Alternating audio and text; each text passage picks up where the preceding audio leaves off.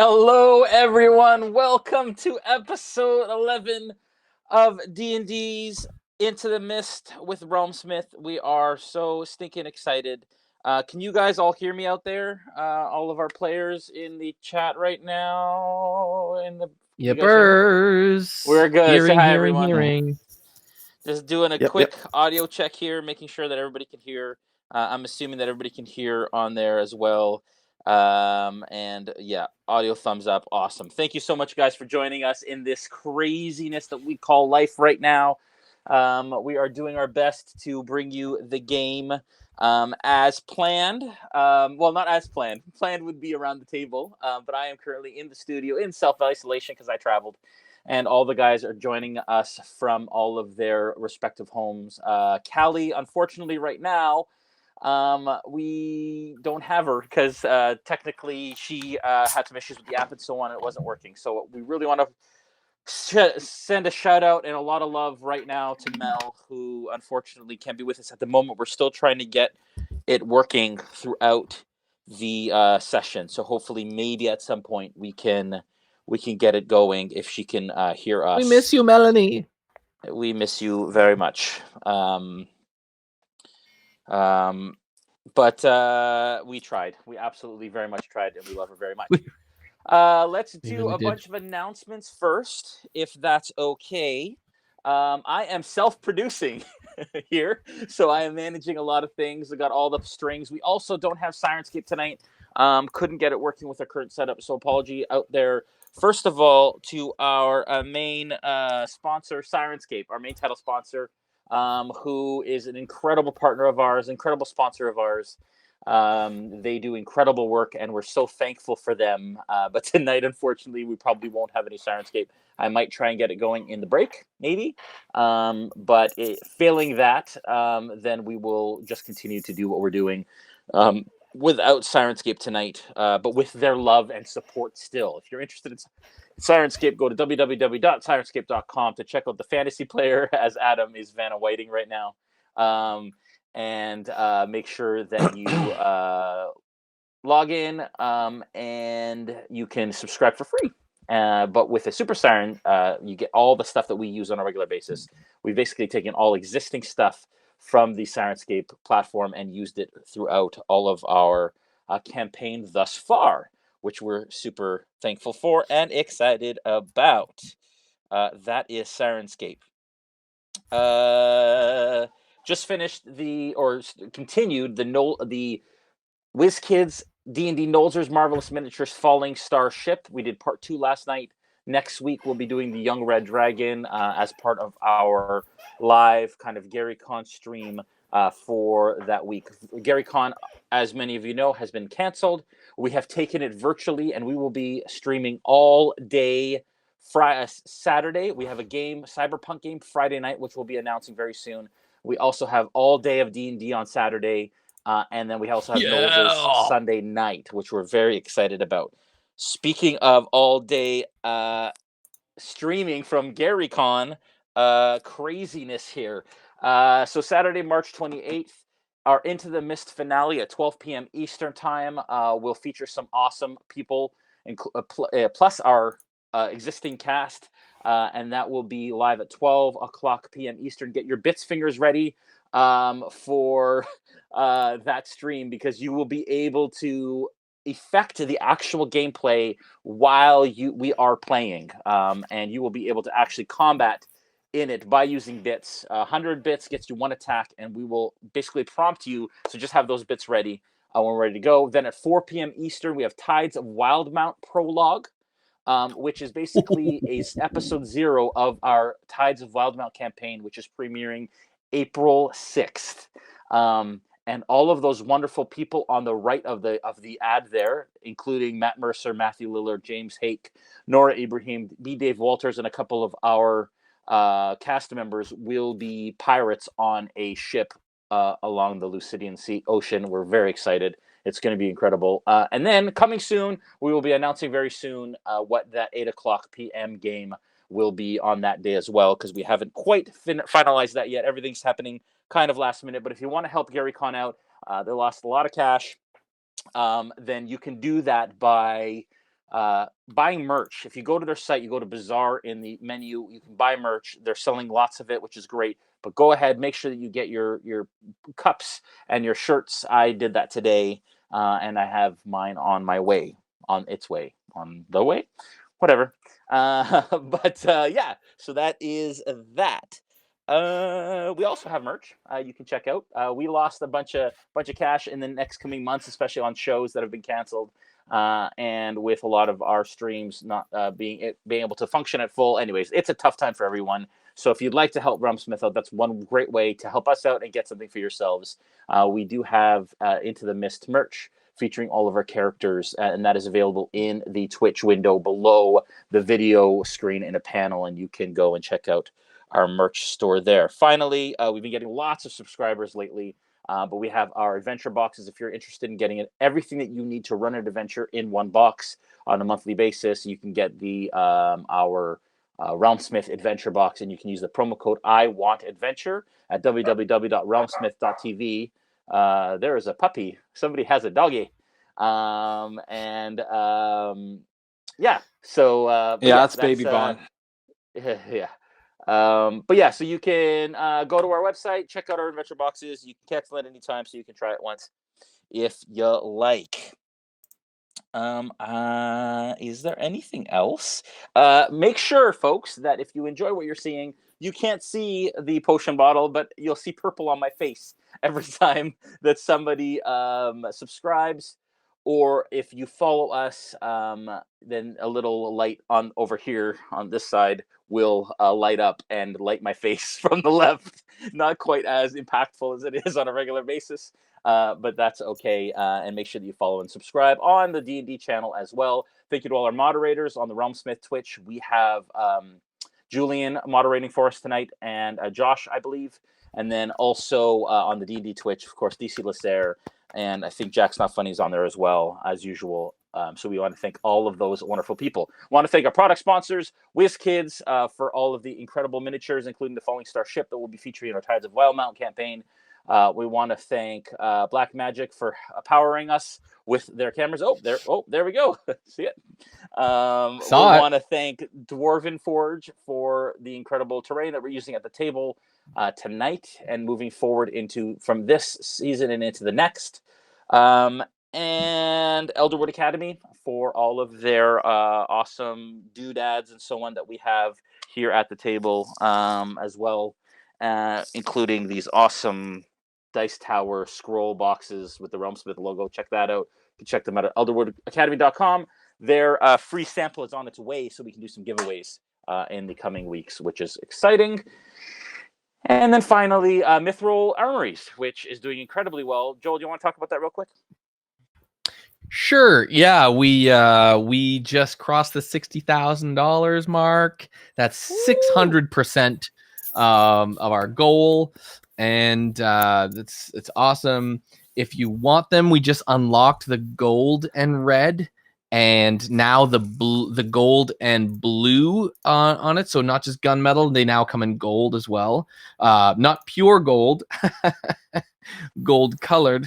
Not quite like my teeth. But yeah, that's it's going really well. We've only got 9 more days to go, and would really love it if y'all can back it in the next 9 days, or tell a friend. That'd be awesome.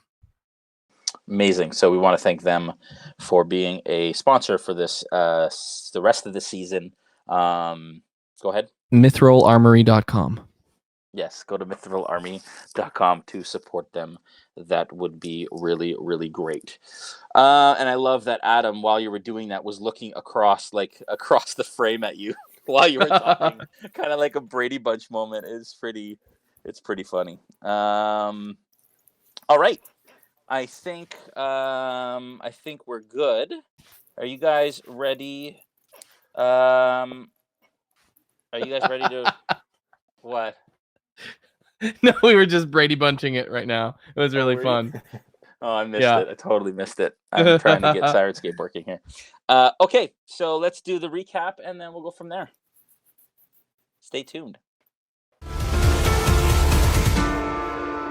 Previously on Into the Mist. There's a guard there? Yes. Is there a festival happening? There will be in 3 days, yes. Move along. Okay, I will go now. And then you have to spin it on spindles, and then you have to... I need 14 arrows. 14. Yeah. They 14 come arrows. in, You guys head to the apothecary shop across the way? Yep.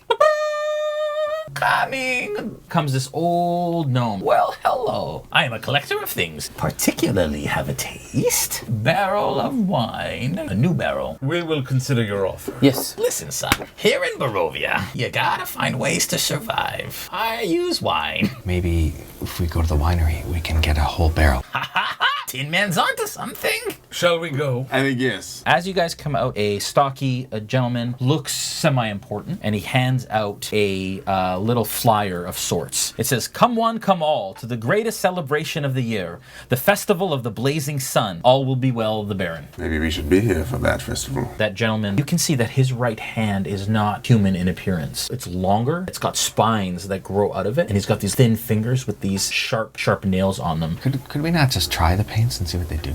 That's Whoa. not 20. You paint this actually beautiful flower. What does it look like? A rose with thorns. One- Black petals, though. Okay. You paint one of the petals, and the petal actually raises from the paper. Extraordinary. Incroyable. Paint a silver sword. I'm tearing up and I grab the flower out of his hand. My father used to grow flowers. I remember he would be outside as I thought they were. My mother tells me the story of how I was named. She said when I was in her stomach, she watched as one day he tested one of the herbs he put on his tongue to weep a little bit. A few minutes later, she watched as he started smiling and dancing. Like how those pies made everybody. He was so happy after he ate that. She watched as he went over to the pond that was right ripped off his clothes, which now makes a lot of sense. He spent hours out there splashing and having fun, all pruny and shriveled up. The sun had spoke to him. He thought it was just the herbs speaking through her that I was going to be a girl, that he was going to have a daughter, to have glowing skin, and I'd want to help. He also said that the sun had told him what my name should be Calgon. Calgon. Calgon. Do not call me Calgon. My father, on the day that I was going to leave, held my hand, and he said that the sun had told him that one day I will have wings. And when I came back from my adventures, that I would come back to him, and he would reach his hand out to me. I would open my wings, and he would say, "Calgon, take me away." That means you'll get to go home. One day. And I put the flower How? in my pocket. The sneaky adventurers, you are back. You had need of some help regarding the Wizard of Wine. Yes, of course. You get the information, you find out where it is, you get it back. I will make it worth it for you. We're off to see the wizard. The wonderful Wizard of Wines. A man wearing a dark cloak and cowl, he beckons you. I could use your help. Who sent you? Arwen Martakov. That is my son. Not long ago, a number of evil druids and their creatures attacked the winery. Perhaps we should just all go as a group. As you're kind of walking along, you hit a rock, and everybody just you all pause on the path. From behind you, you hear the rustle of dead vines. Inhuman shapes emerge from the vineyard, look like a twist of twigs and vines that basically make up these creatures, and they're starting to come through. I would like you guys to roll initiative. I run into that door, the open door. Go inside, Callie. You are completely distracted By the wine. by the wine. And you open up that spigot and you start to take drinks of it. You hear the balcony creak, drawing your eye to a wild-looking figure hunched over the westernmost cask, pouring a flask of thick syrup into it. And she lets out this scream, and all of a sudden, these creatures start to flood out from under the balcony. As I, Oh, now you're big? yeah, giant's might I think we should just get out of here and lock this door. is attacking him. It's okay, he had a tray. Well, is something around me? Hey, one sec. That's going in the recap. All of a sudden, with wild hair, rotted teeth, and skin painted red with blood, comes around the corner with his quarterstaff and smacks you dead in the face. He screams in your face, and your vision starts to blur. And that's where we're gonna end the session for this evening. Oh yeah! I want to thank Adam as usual for the awesome recap that he does on a weekly basis. Thank you, Adam, for being so freaking awesome. Thank you, Adam. All right, are you guys ready to venture into the mist? Let us venture. All right. So Yes. you guys find yourselves. Take us there, DM.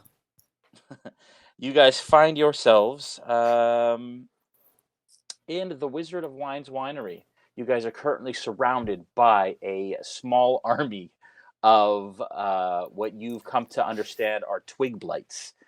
They are scraping and clawing and gnashing at you as you kind of are trying to make your way into the winery, because you are being surrounded by the same types of creatures, double their size, that are covered in vines and needles.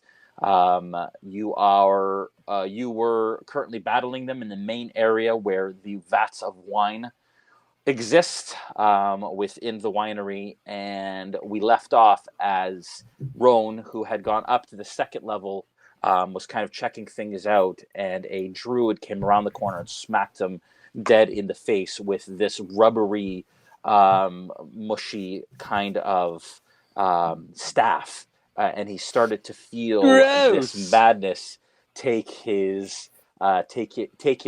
and he started to feel like he was starting to lose himself a little bit. What do you guys do?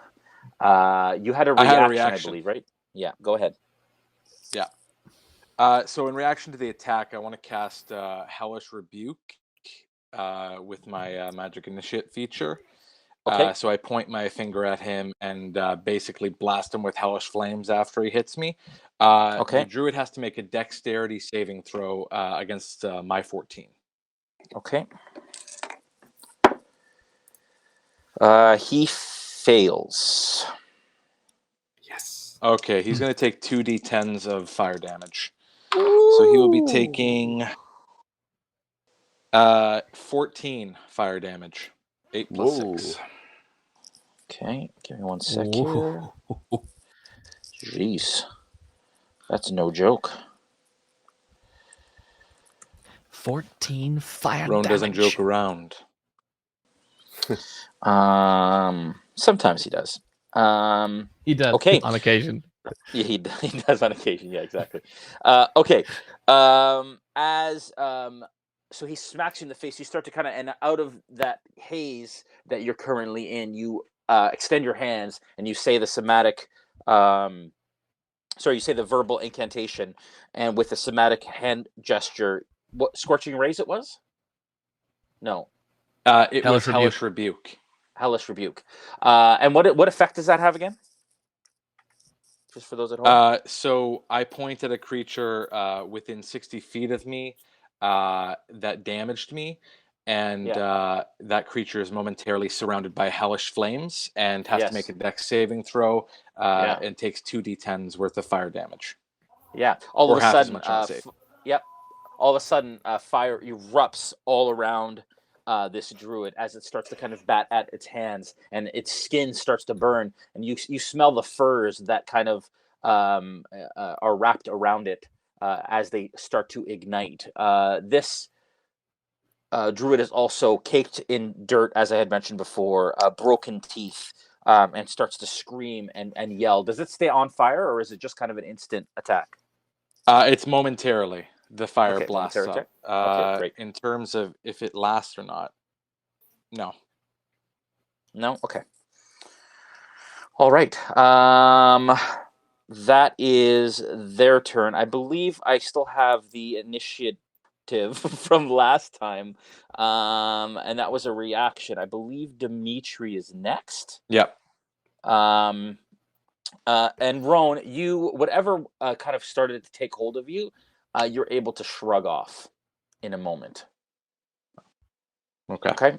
Dmitri, you're up. Does he look damaged? Callie's on deck. Absolutely. Yeah, he's just now starting to pat out these flames that were on him, and he's still screaming. You can see that there are some blisters that have opened up on his face from the hellish rebuke. Good. Okay. So Sterling and I are still back to back, sort of like right next to each other. Yeah. At the entrance, yeah. Yes, you guys are. Yeah. Can you guys see the minis okay there? I know it's kind of a I've distant got shot. like this. I've got the map like zoomed in so I can see just your table set up. Yeah. Okay. I can try and zoom it in a bit more for you guys if you want, because I know you guys have a hard time seeing from out there. Mm-hmm. Yeah. Yeah, I've got some bad pixelation on my end too. So Yeah, you guys are back to back basically. Dmitri, you're closest to that stone wall. Sterling, you're right beside him, beside the vat there. right on. Okay. And there's a twig creature right next to me. There are currently 2 twig creatures right next to you. You are flanked currently by twig creatures. Okay. I'm going to say to Sterling, let's try not to get ourselves surrounded now. And out of just sort of frustration with the situation, I'm going to try an unarmed strike and just kick one of them really hard. You're going to unarmed strike, kick one of them really hard? Okay. Yeah. Okay, make an attack. Sheer frustration.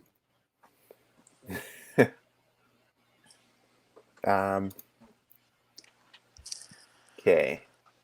So it would just be whatever the roll is plus my strength then? You should have an unarmed strike sort of- a stat in D&D Beyond that you can access. And Yeah. it'll give you a It'll bonus. show It below doesn't your say- weapon text. Okay. Sorry? Oh, yeah. I see it. Yeah, if you go below actions. Isn't it 1d4 plus strength mod? It's I might no be 1 wrong. plus my strength. So it's so my roll is 21 to hit, Okay. and then just 5 damage. 21 to You hit. go, bud. That is a hit. 5 damage. It explodes. And you kill. Which one were you attacking there? The one that's here, or the one that's closer to Sterling? I was just going for the one that was whatever the one that's closest to me is what I pictured. Okay. And, yeah, there's 2 closer to you. Sorry, you're being flanked by 2 here. Okay, then the one that's between Sterling and I. Okay.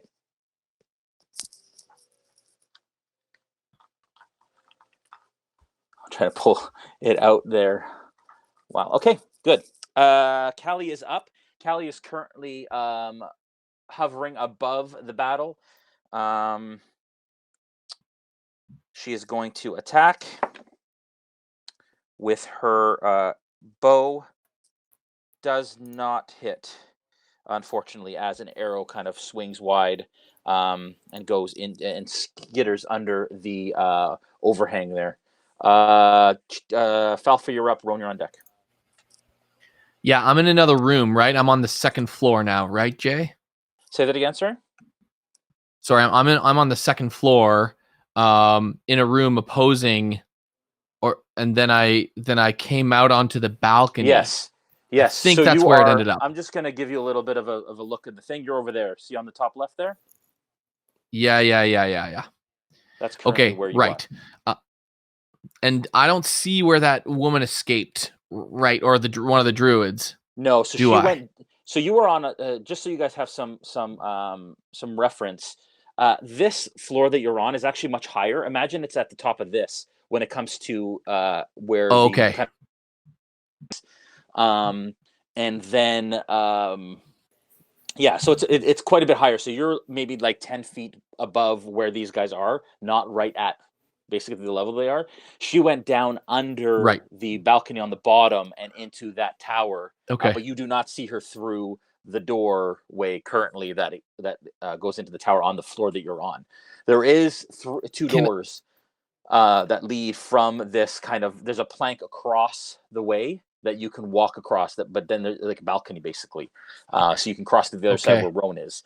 You do look across and you do see Rone currently. You see this druid who is half on fire, and you see Rone who has just cast something at him. So my last turn, I reloaded, and I used a reload for my turn. So I'm gonna attack with a crossbow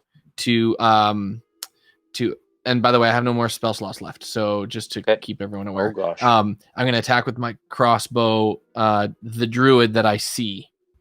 Yep. From above. Okay. So, the druid that you see from the other side, like basically where Rone Yep. is. Okay. Yeah. Make an attack. And I have 120 range, so that is a plus 7. I rolled a 14. Okay. And a 14 is a hit. Okay. Hey, who's running Sirenscape? Dude, that I can totally hear it. That's amazing. You guys aren't hearing Sirenscape on your end, are you? I am. Yeah, I can hear it. I am hearing I it. can hear it. Yeah. Dude, that's awesome. Okay, that helps because I was it was seeming a little quiet in this particular battle, but now I'm gonna destroy these people. Do you guys hear Sirenscape? Okay. In the stream? Yeah. We can hear it. Yeah. Nice. Is it loud or is it good? Yeah, dude. No, it's good. It's good. Cool. Okay, so I hit, so that's 1d6 plus 3. So I rolled a 6, so that's not. Yeah, I rolled a 9. Sorry, that's 9 damage. 9 damage. Okay. 9 damage. Sec, sorry. 9 damage. Folks, we are bringing this as much as we can in the moment with all the technicality. Yeah. Dude. Minus Callie, which Sirenscape's really awesome. Sad. Yeah. 9 damage. Yep, Okay. 9 with damage. that 9 damage, that bolt goes deep into this guy's chest and explodes this bloody and muddy mess all along the back of the wall, Rone. As you look across and you notice now that Falpher has his crossbow trained on this druid that you're fighting. The druid actually slumps against the wall and grabs the bolt and snarls at you as it spits blood out of its mouth and it starts to go down its face. I am gonna Yes, go it in does. 1 second. I will be right back. Give me 1 sec, guys. Oh, let me give some more color to that particular attack. As I drew my weapon, I Please do. I aimed to the end. Sorry about of that, the, guys. I had to of turn the off the shaft soundscape of in the room, 'cause cross, it was and then echoing. Jason came back. Okay. All right. Okay, just had to turn off the soundscape in the room because I was hearing double. And it was super frustrating. Okay. Rone, you're up. Sterling. Oh, you want to do it? You want to move anywhere, Falpher? Oh yes. Sorry, I'm gonna move. I'm gonna move out, away, as far away as I can from that attack. I have 30 feet left, I believe. Yeah. So you were currently quite a ways. You can see that this is where Yeah. the druid is. That is where you are. You're right across, and there is an expanse of open floor there.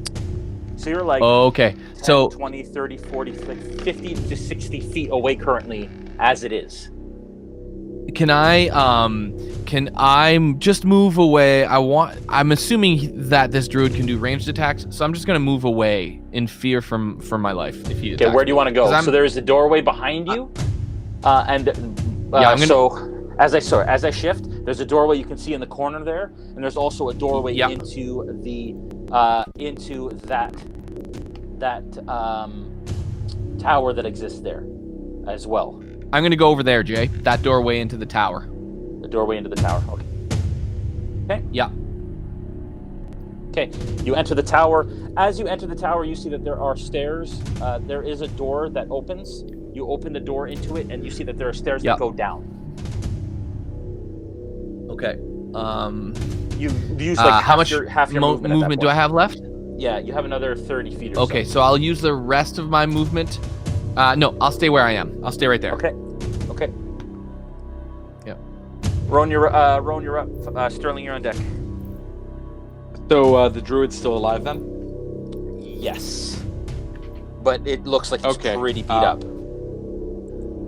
All right, I'm gonna attempt to Eldritch Blast it off me into the group of people below. Sorry, I'm having a hard time hearing you. Say that again. I said I'm going to attempt to Eldritch Blast it into the, like right off the edge. Okay. Into all the twig people below. Okay, so you basically want to kind of so he's within melee it. range. Yeah, it's within melee range. It's slumped. You guys are basically in the tower together. He is slumped against the stairs there, and you can see yourself. If I move back a little bit. Sorry. Oh, I see. Okay. That's currently the situation. I won't bother with that then. I'm just going to try and kill it. Okay. So I won't bother with that. I'll just try and kill it. So I'm going to try to Eldritch Blast it. So I'm going to roll twice with disadvantage since it's within 5, within my hitbox. First one is a 9 plus 6, so 15. Second That's one a hit. is a nat 20, but I take the lower one. Oh, so 15. Oh, I don't have the nat 20 graphics set Not up. quite. But, yeah, but I have disadvantage, so I wouldn't have had it anyways. Oh, okay. Right. Okay, so what'd you roll? Yeah. So, and then a 15. So, and for damage, he takes 6 force damage. Okay. And that was an Eldritch Blast. Correct, it's force damage. How do you want to finish off this druid, sir? So he's peeved me off a little. So I wanna grab onto his head, where his skin is bubbled and burnt up right on his face, and then I just want to unleash that force splash as I tell him to die.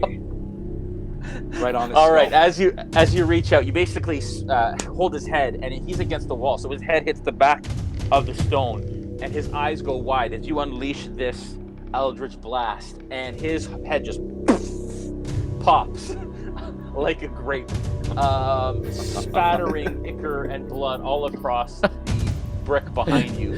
And as that happens, his body kind of slumps to the ground as you hold what's left of his skull in your hand and drop it as he kind of crumbles to the ground.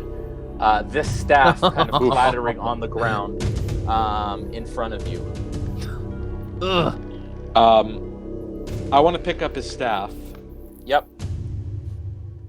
And then I'm going to take off, heading across towards the other tower, where I last saw the other druid go into, from the top level. So if I could move my full movement that way. Okay. So as you pick up that staff, you realize that it's a spongy black length of wood. And it is, you can sense, and it doesn't put you off because you're a little dark yourself, but there is apparent evil when you pick up the staff. It is absolutely 100% clearly. Is there also a child evil? No. Is there? Is it? No. Okay. Sorry. I got that.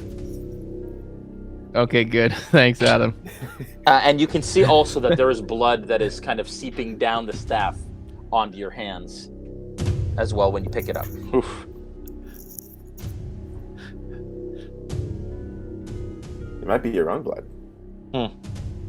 He did hit you with it. Okay, so sorry, where did you say you wanted to head? I want to run across towards the other. Actually, you had told me that that within this tower there was actually staircases that went straight down. So it's not a staircase; it's actually a ramp that goes down from here within the tower. It's not stairs; it's a ramp. Give me a perception check. Well, I want to keep. Yeah, sure. That is a 19. With a 19, you can tell that this is probably actually where they roll barrels down and push them up from wherever they go down. So on the other side, you imagine, yeah. So you want to go down? I want to head in the direction of the other druid initially. So is there not a ramp I can run across? Yeah. Like, so basically, the way that it exists here is there is imagine. Sorry, one sec. imagine that there is a ramp on this side, like this, on this side, with floor here. So you could run across this floor, across the ramp, and onto the other side if you want. Yeah, I'm That's going to head in what that you wanna direction then. Okay. That's fine. So there's 5, Yeah. 10, 15, I'll 20, use my full 25, movement. 30. That's like 30. basically puts you right around here. That's fine. And Okay. as you're running under I'll be there. Callie, you look up and Callie's hovering above you. Most unnatural. As I run. And you do notice as you're carrying the staff in your hand that you're not getting anything from it. You sense evil from it. You imagine it's magical, but you're not getting anything from it or any sense of what it does at the moment. Okay.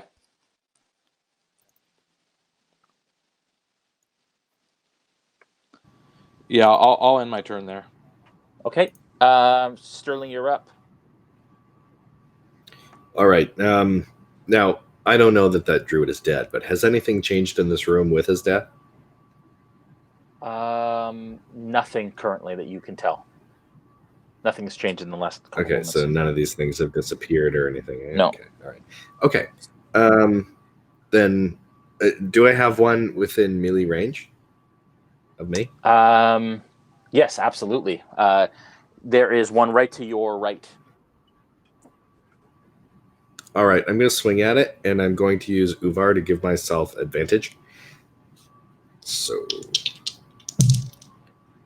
okay, it's a good thing that I did. Uvar. Yeah. So that is a 23 to hit. That is absolutely a hit. And including my giant smite damage, it is 8 plus 2. So that's 10 points of damage, including my giant smite damage. So it explodes in a rain of twigs.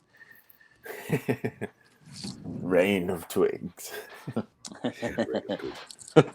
Okay, what should we do you next? You are now open 5 feet on your left and 5 feet on your right. To your left is Dmitri in that corner there. We should close ranks.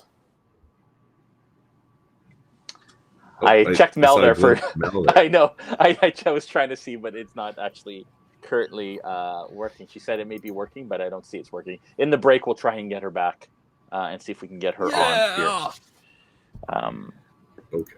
Okay. All right. we So should be back to you said close ranks, Dmitri, right? Meaning like you want me to follow you?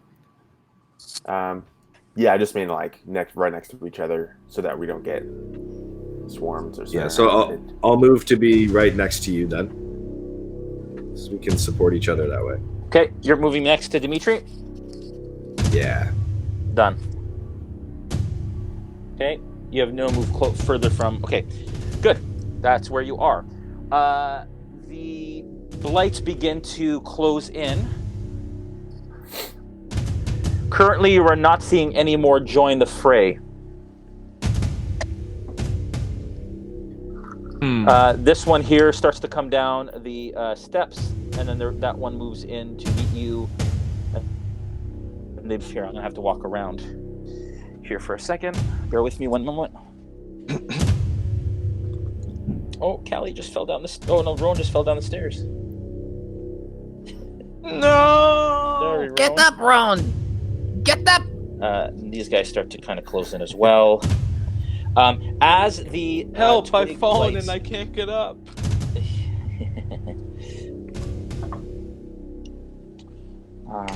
Oh, jeez. And these things are just clamoring all along the walls, all over the barrels, almost like rabid trees. I don't know what else to call them. Rabid trees. Rabid shrubs. Just rabid shrubs of death as they continue see, to that's kind of come in, and that's worse, right? Yeah. All right. Yeah, it is. There is now one to your right there, Brandon. It's going to attack. Jeez, these guys are.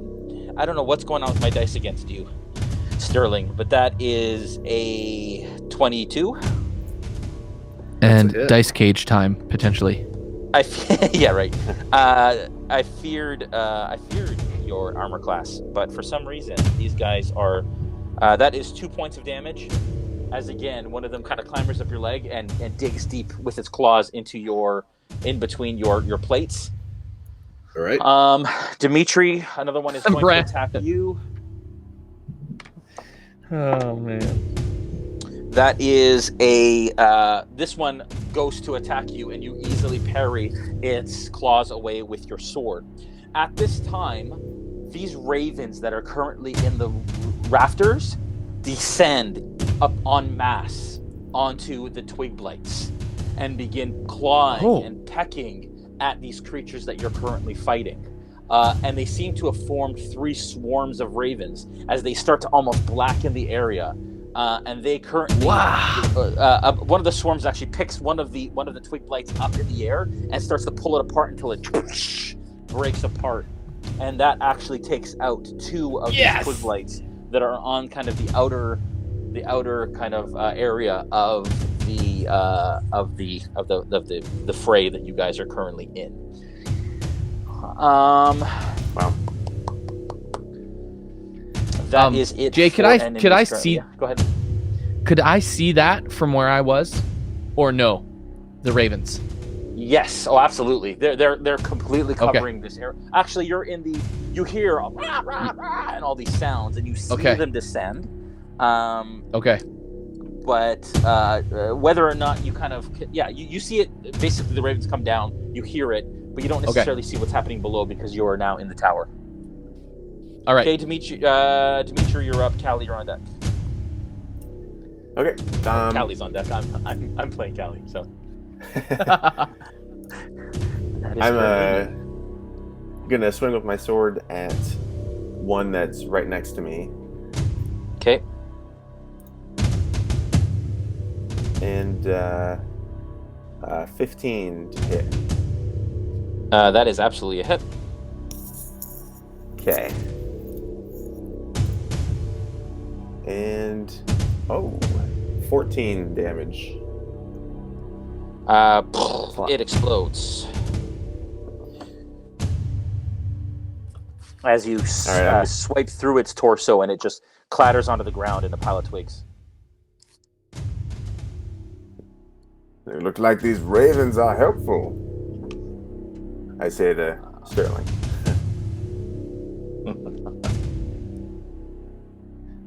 Okay. Dmitri, you want to stay where you are? You do have 5 feet in front of you. You're currently kind of in the corner. Actually, Dmitri, can you give me a perception check? Okay. 16. With the 16, you actually start to hear sounds coming through that doorway to your left from all of those creatures that were approaching you from the outside.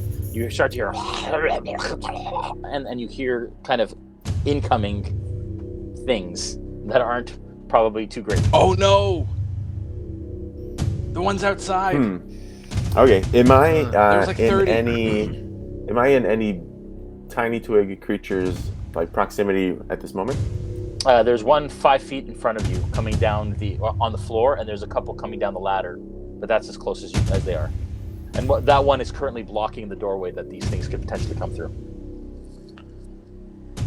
Okay. All right. I'll mention to Sterling, the big ones are coming. I can hear them. I am ready. Oh, nice. All right. Callie is up. She is actually going to swoop down and feeling kind of her spirits lifted a little bit with these ravens surrounding you guys. She is going to attack, and she comes down to attack with her daggers, and unfortunately misses with both as she's kind of swooping around. The ravens are in. She's having a hard time kind of finding purchase with her daggers. It's almost like she's really here. Yeah, right. That's funny. Falpher, you're up. Rone, you're on deck. Okay, I'm going to use, as corrected by those in the stream, only 25 feet of movement this time, and I'm gonna try to get just enough space. Move just enough to get close enough for another attack, but on those bushes, and yell out to the ravens, "Yes, my friends! Yes, help us!" and try to get another one of the twig things to die. Okay. By shooting with a crossbow. Actually, give me an insight check as you kind of run to the edge of the platform there. Sure.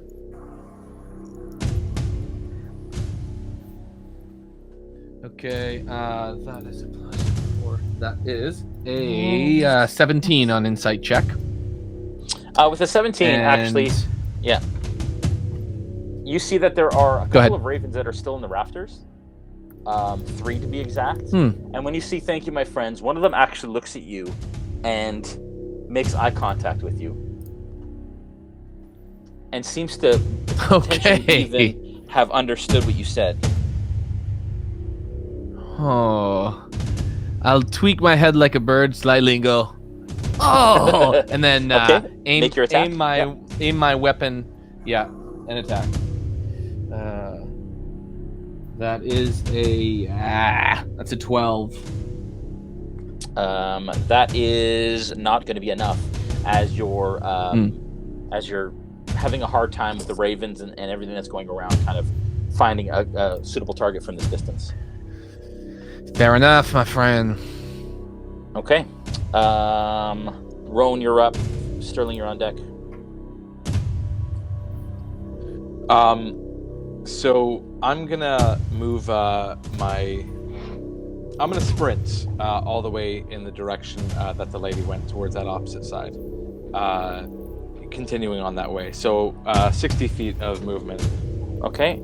So that is 5, 10, 15, 20, 25, 30. Puts you, as you run past Falpher, and then you're into, with 30 feet or so, you're into the top floor of the tower. And then you're going to go down, right? What do I see? It only goes down from here, correct? Yeah, so you go here, there's a ceiling above you. There is actually stairs in this one that go down. Spiral staircase that goes down. Okay, I'm going to go down. Okay.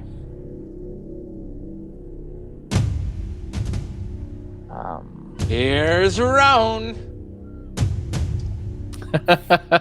Do you say that out loud? Only if I see her. Okay. Okay. Rone, I would like you to make a strength saving throw, please. Oh boy, I'm not really good at that one. So that is an 8. That is not going to be enough. As you are running down the stairs, you see, as you kind of crest the, or kind of descend past the floor area, you see the glimpse of this druid who is trying to kind of hide in amongst the stairs going down again, because they go down another level.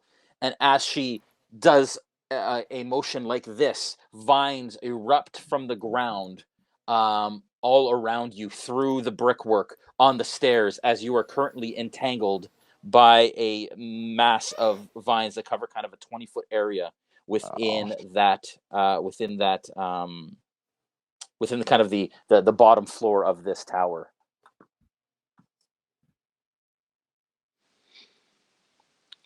Well, and you are currently this is restrained. Okay. Okay. Well, I guess that ends mine.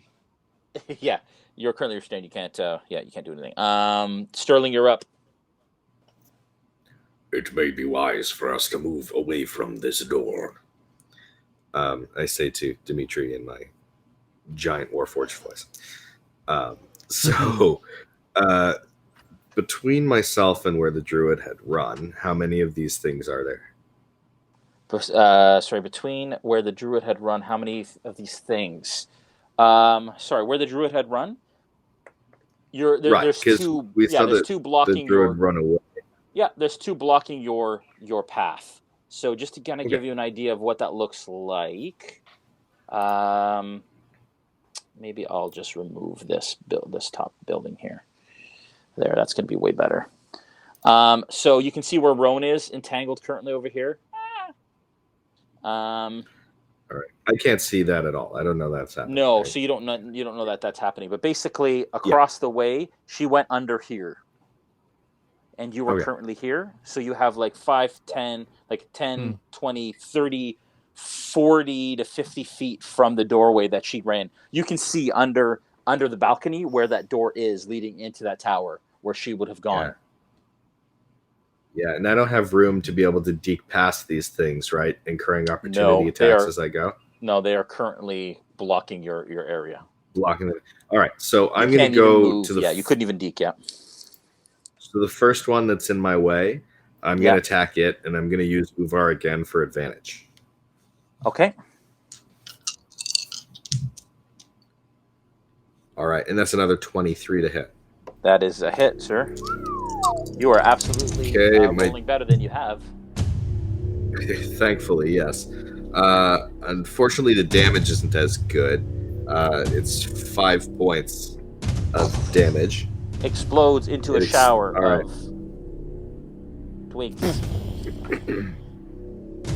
All right. And I'll stay where I am, I guess, so that Dmitri can get in front of me to be able to attack the next one if need be. But I'm going to look at it in the most intimidating way I can. I like it. Sorry, are you moving into the space that it's in?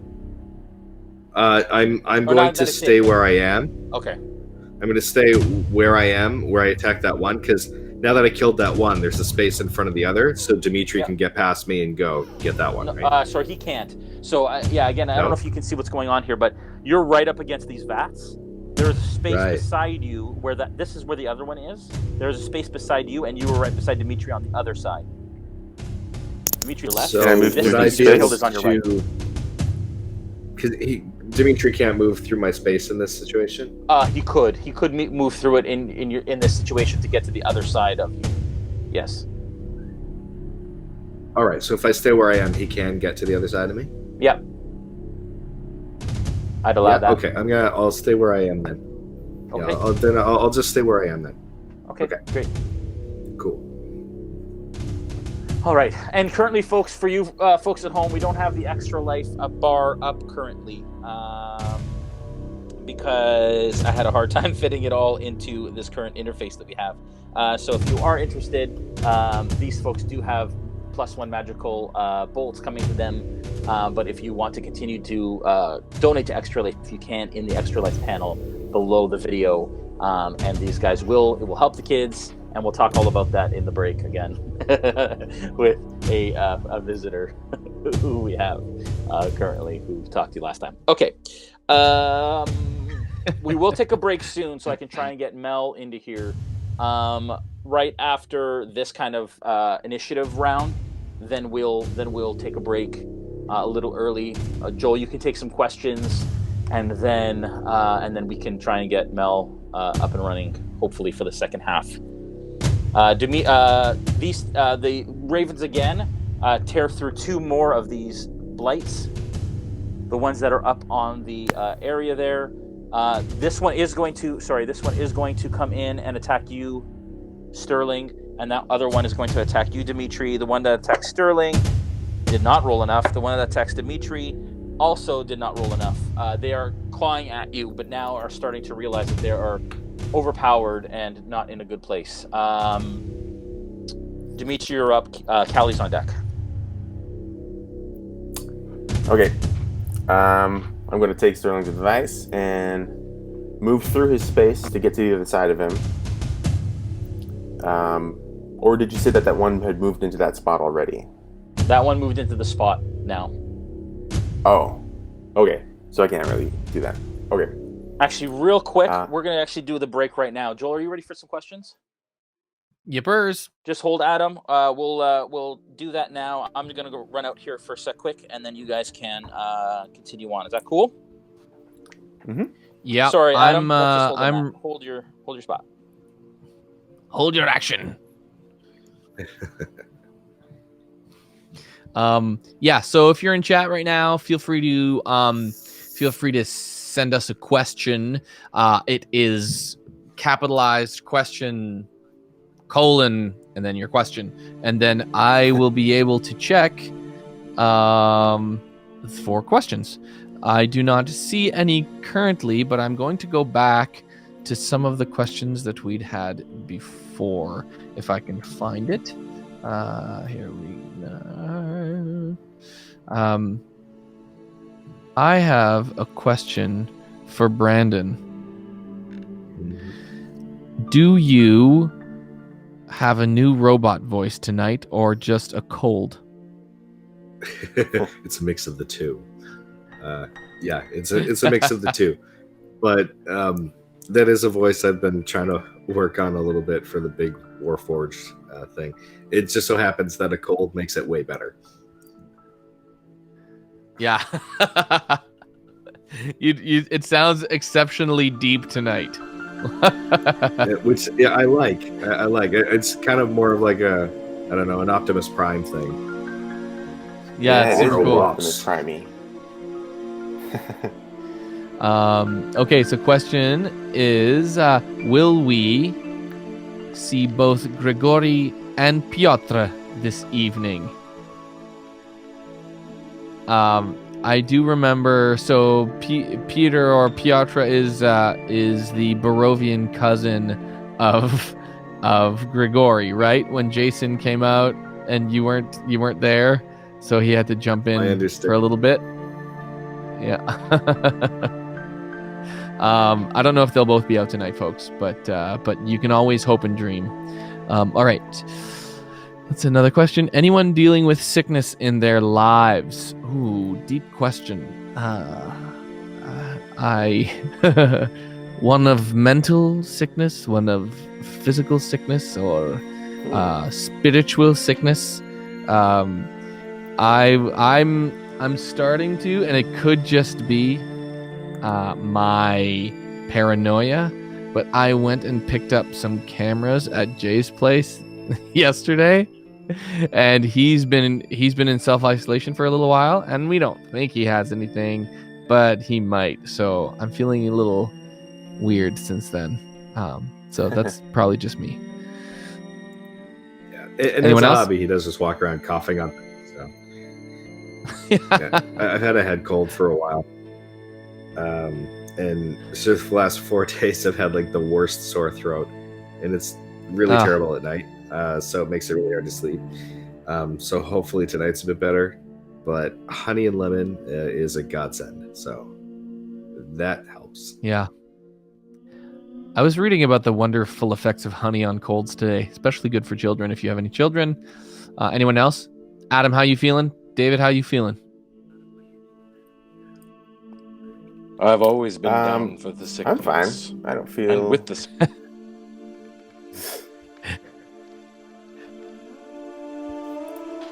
Okay, good. No, good. I'm good. Thanks for that, fine. gentlemen. No issues here. Awesome. So we I know I can see that that Julian is answering other questions inside of the chat as well. So awesome. Thank you, Julian, for that. He answered about streaming the Into the Mist finale on Saturday. We are, yes, for sure, streaming the Into the Mist finale on Virtual GaryCon, or GaryCon VTT is what some people are calling it, virtual tabletop. And so we look forward to that. And anyone dealing with it, I said that, is Rone the dome of the party, is what the Jester's Court asks. Is he the dome of the party? Does that mean What does that the mean? brains I'm assuming of the party? Maybe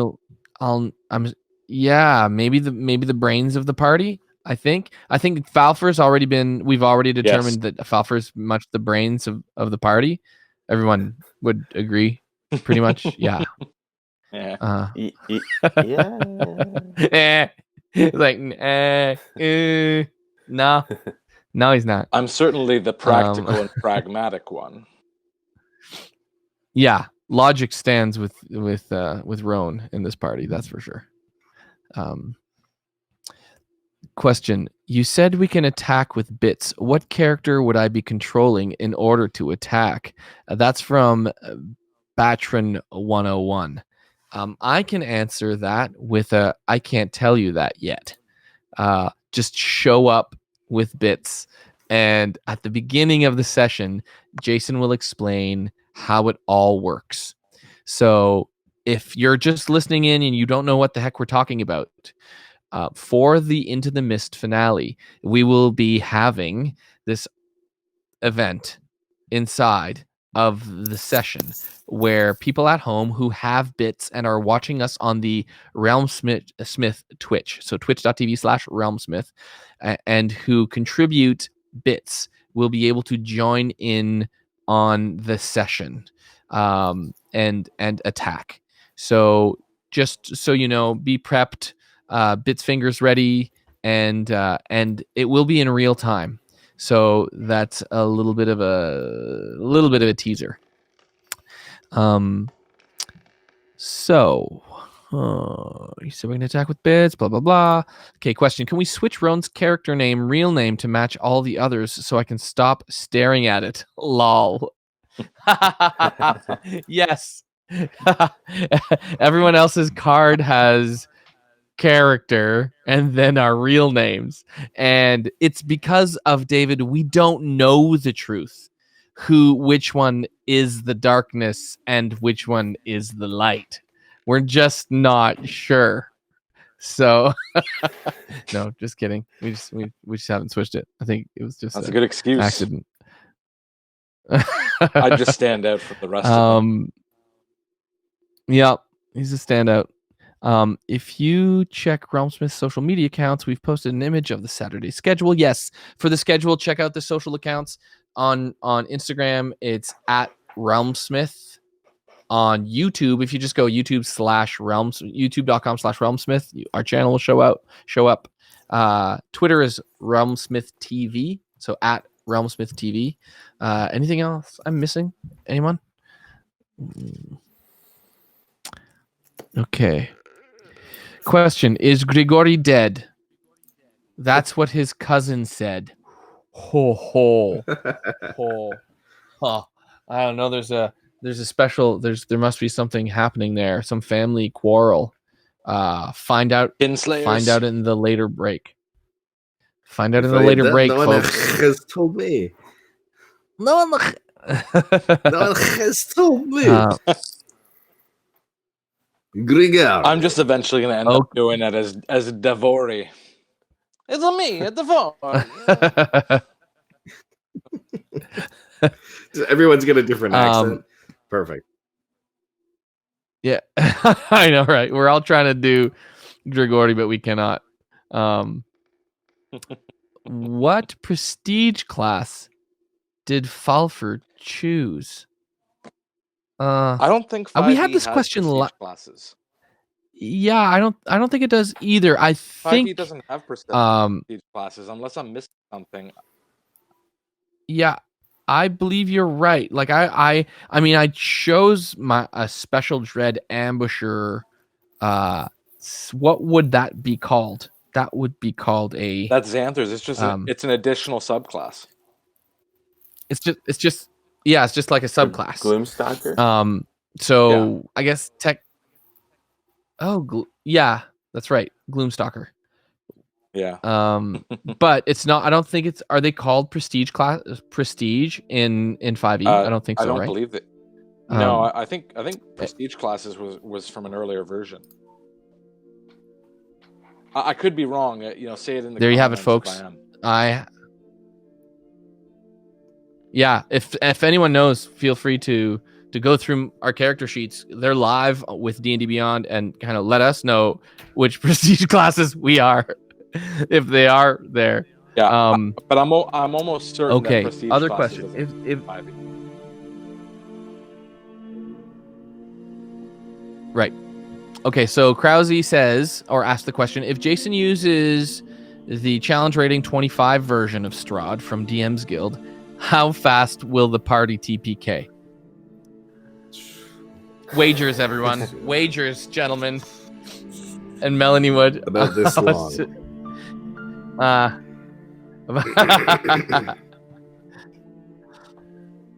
Yeah, DMs in the group. What do you guys think? Like, we've come close, haven't we? Like, he's not holding out on us, is he? Yeah, but I think that's more, party foolishness often. If we were super meticulous and careful, I could see us going pretty far. Yeah, even with no cleric. That's tough. Tough. I can always lay on hands. We'll just force Joel to re-roll. Yeah, exactly. No, I don't think Strahd was written to need a cleric in the party specifically. However, it's incredible help if you've got one. Now, I'm not in on all of the details of Strahd's actual stats, but I'm assuming that that particular Strahd would crush us. With our current party tactics, probably squash us. So, yeah, you'd really want to complete every single side avenue as well, side quest, and which we're just going with the flow. We're enjoying ourselves. For sure, it's a lot more hardcore. Yeah, that's true. Some people are going pretty hard on Strahd. Is he like Ganon? Is he just waiting for us?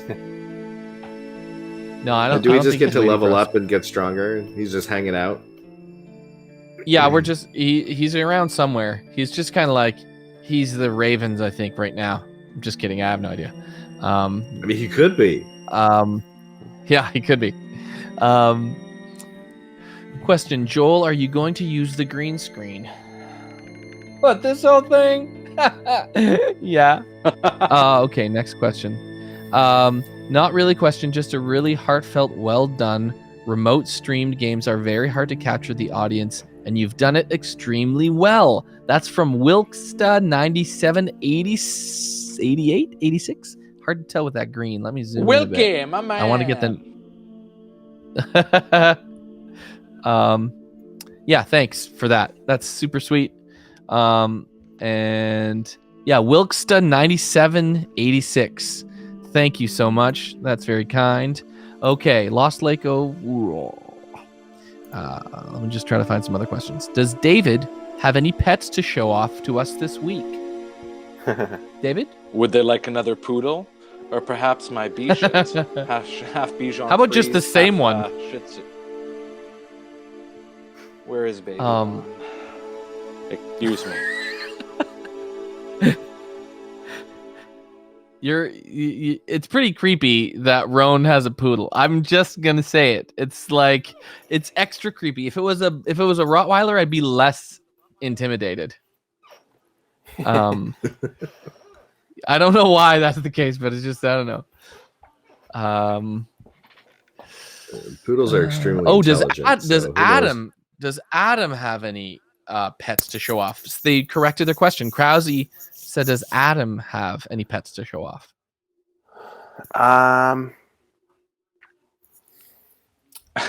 Convenient enough, they're eating. So Adam, okay, nuts. well there you go. Okay, I have to... Okay, let me go find one. Oh, okay. We'll ask another question in the meantime.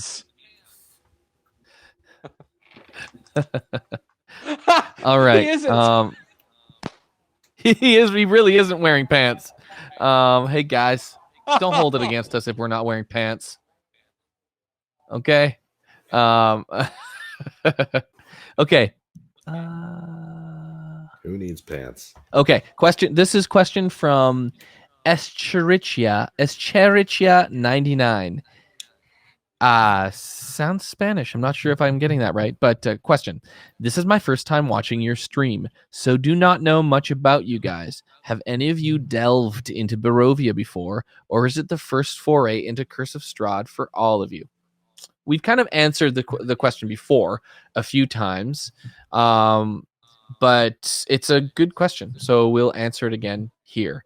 Brandon, you have some past experience with Curse of Strahd or with Ravenloft. I actually some not very personally limited from experience.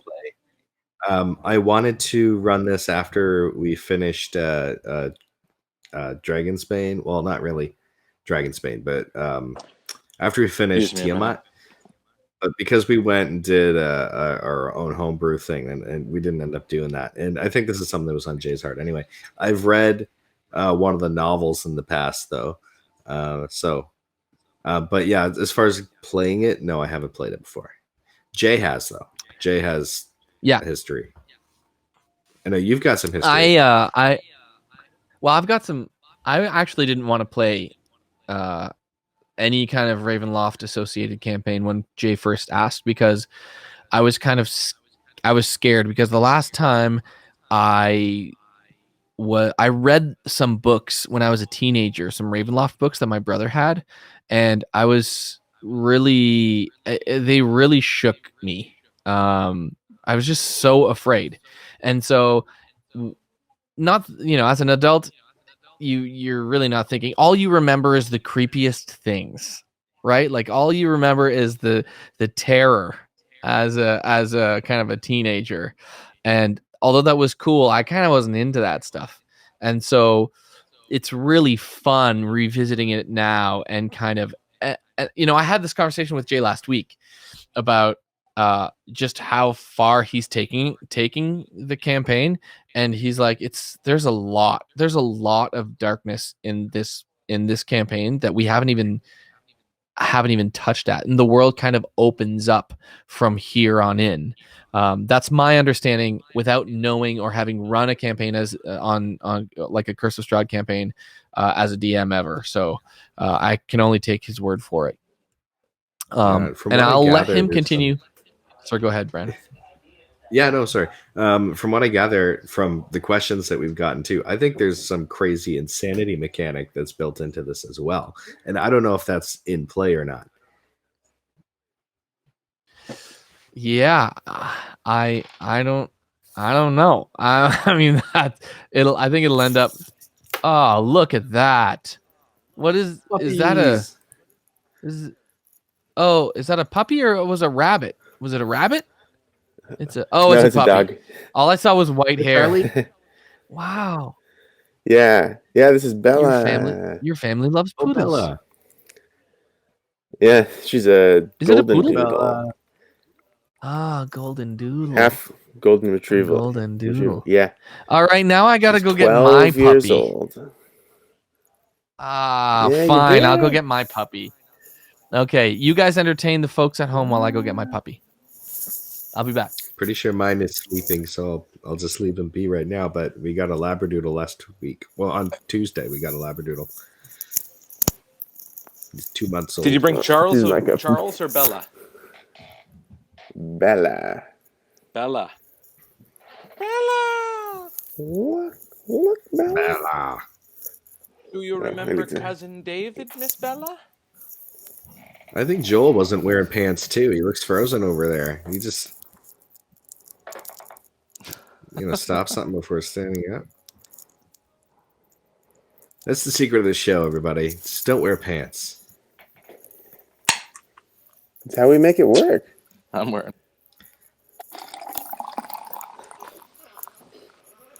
Uh-huh.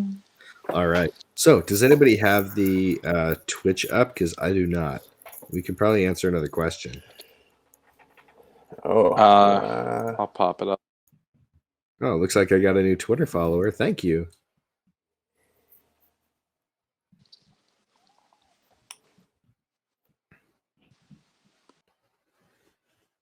Mm-hmm.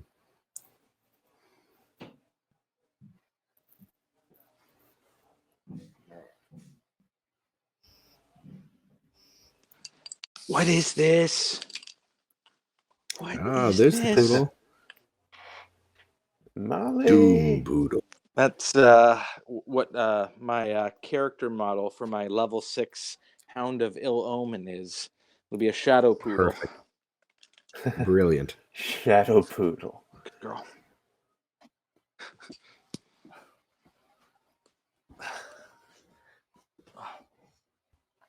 Sorry. Oh my goodness. Coda. All right, so Julian said he'll write right. us some questions, I think, if they come up.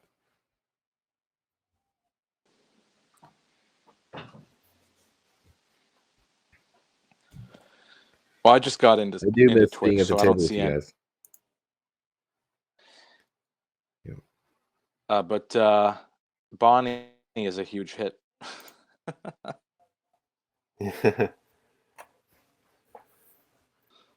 All right, this question. Will Wildmount be like this format, cams or around the table? It's going to be around the table if we possibly can, but it all depends on how this COVID thing works out. I think as soon as we can safely be around the table together again, we will be. Because knowing Jay and the rest of the people involved, that's just the way we want to do it. Just all of us at the table, having you guys feel like you're a part of it and at the table with us. That's the way to go. Mm-hmm. Oh, is that Coda? Look how big. Coda. How old is she now? When I saw her. She's big. How old is she, babe? 4 months. She's 4 months old. Wow.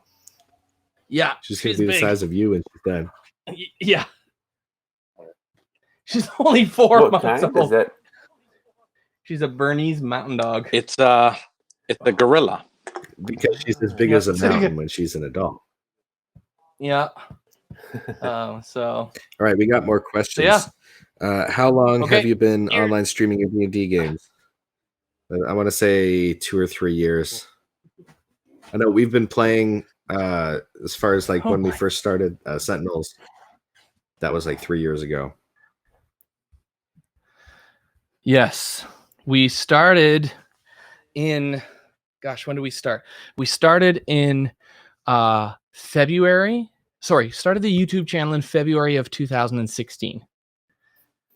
And then started streaming in September of 2016.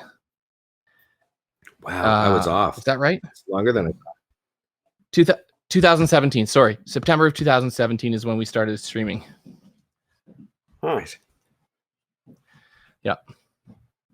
And that was just yeah, that was just so that was because Jay's setup was just so crazy. I mean, he's insane.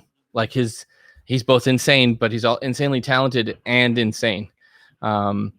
He's we went to his garage. Brandon will remember this, but his garage at his place at his old home was just decorated to the nines like an old tavern, and with dragon heads on the wall and weapons and stuff. It was just over the top. So we're like, we got to stream this, even as crappy as we are as players.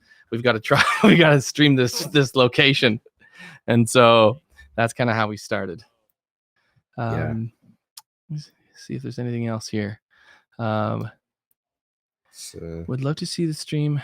Any other questions? Do you guys see any? I see one here. What ability or spell? Sorry, go ahead.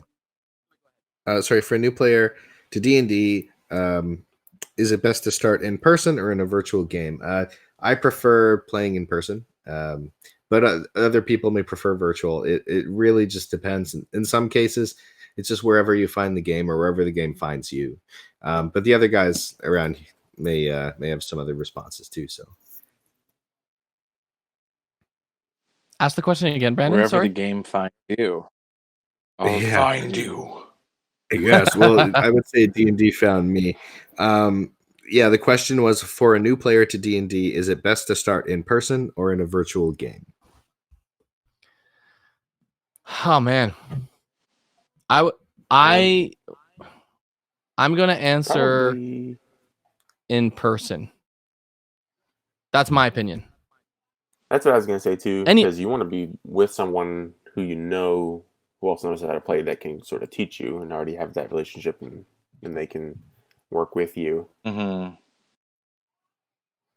Yeah, also easy to and play off also, yeah, I was just gonna say that there's the ease of playing off each other, but there's also this sense of, I mean, as undaunting as everyone likes to say it is to start playing Dungeons and Dragons, the default thought I think that most people have is that it's like there's so many dice, there's so many rules. How am I even gonna learn? I don't want to suck first time around, you know? Yeah. So it's good to be with friends that you like, people that you want to be around, and then just kind of hack your way through the first few times and not have to suck at it, you know, like not have to worry about sucking at it, I should say. That's, yeah. Does it make sense? Okay. Yeah. Oh.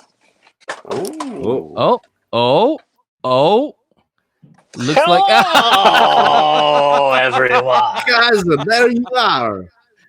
Hello. That was ridiculous. My name is Piotr, and I am here to talk about the kids. We have all of these wonderful items that my cousin Grigori was trying to sell you. But this time I am going to sell you them instead. First of all, we have the bolts and the quiver of bolts, which you have already bought for our party. Next is going to be the potion of invisibility.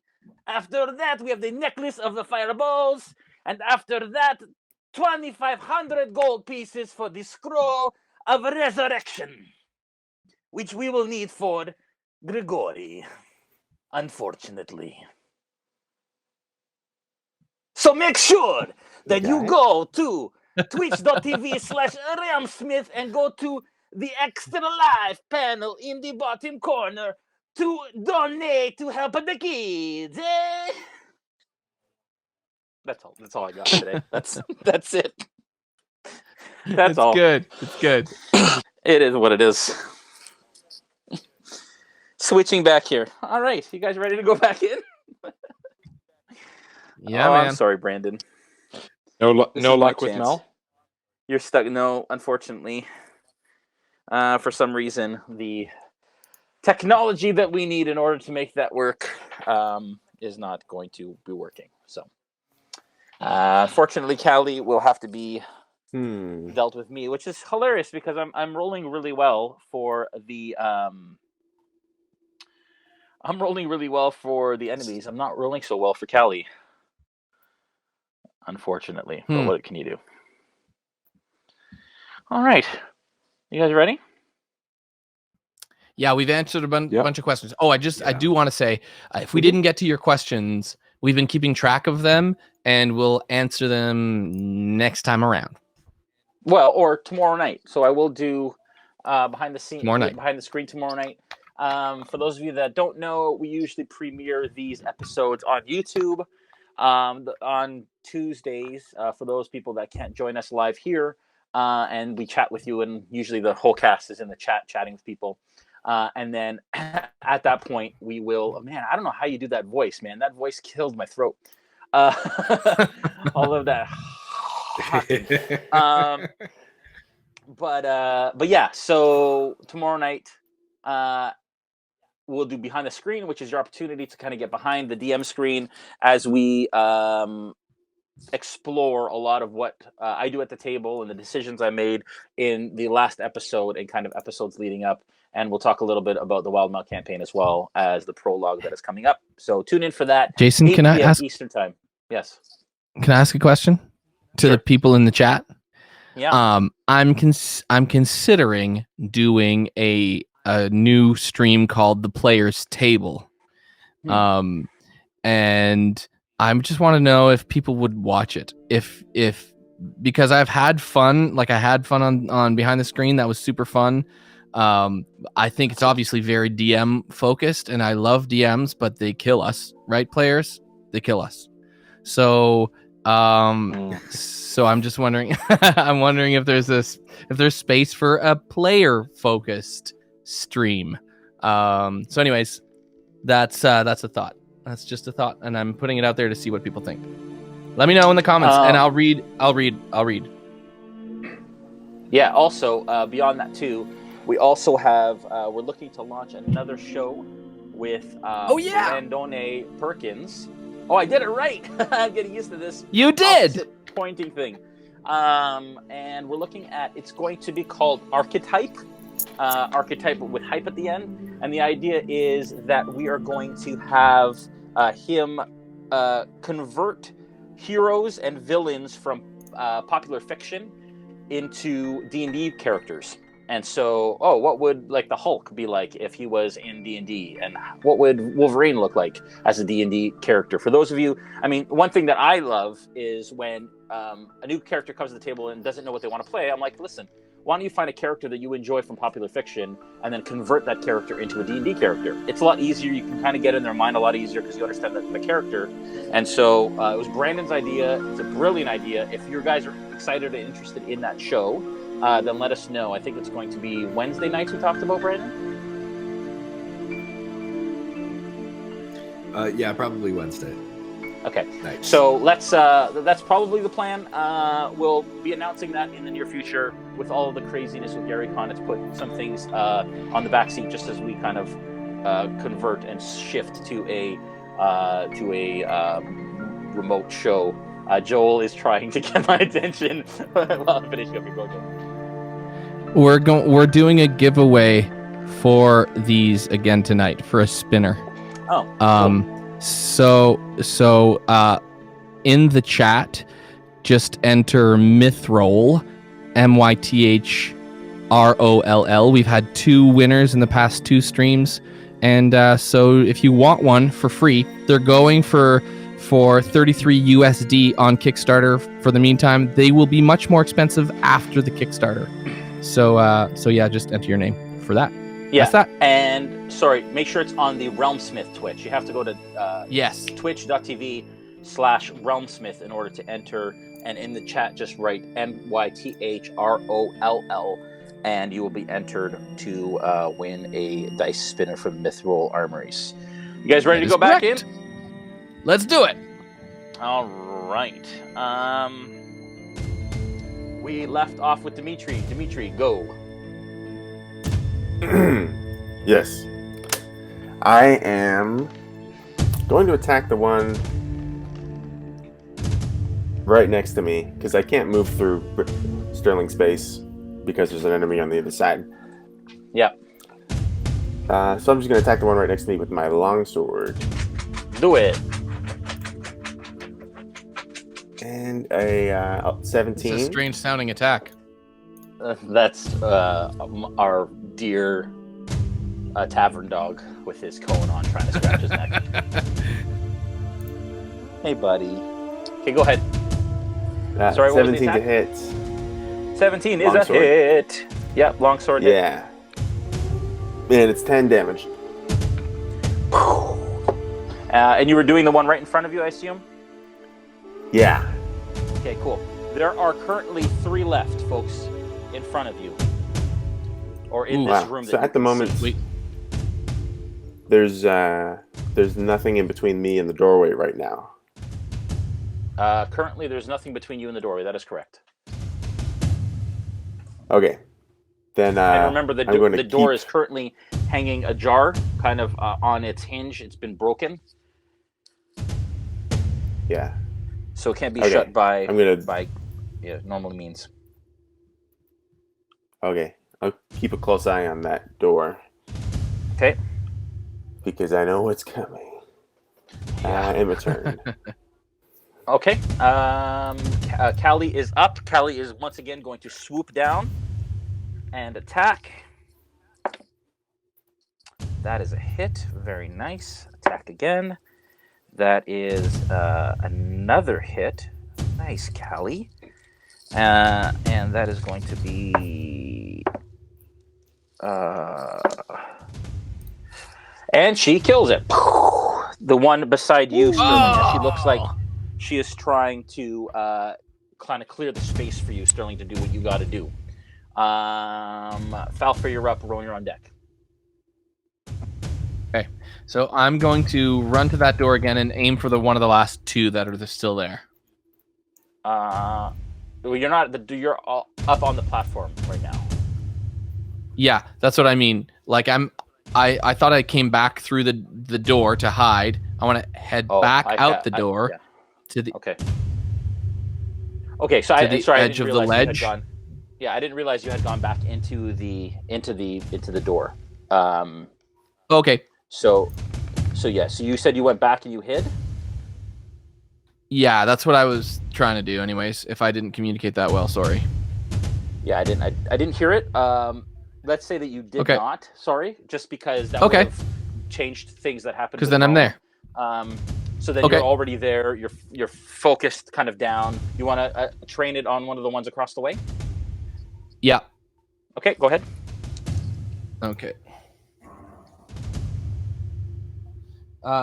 That is a 20, not nat. That is a hit. Okay. Are you attacking the one that's closer to the ladder going down towards Dmitri, or the one that's closer to you on the platform?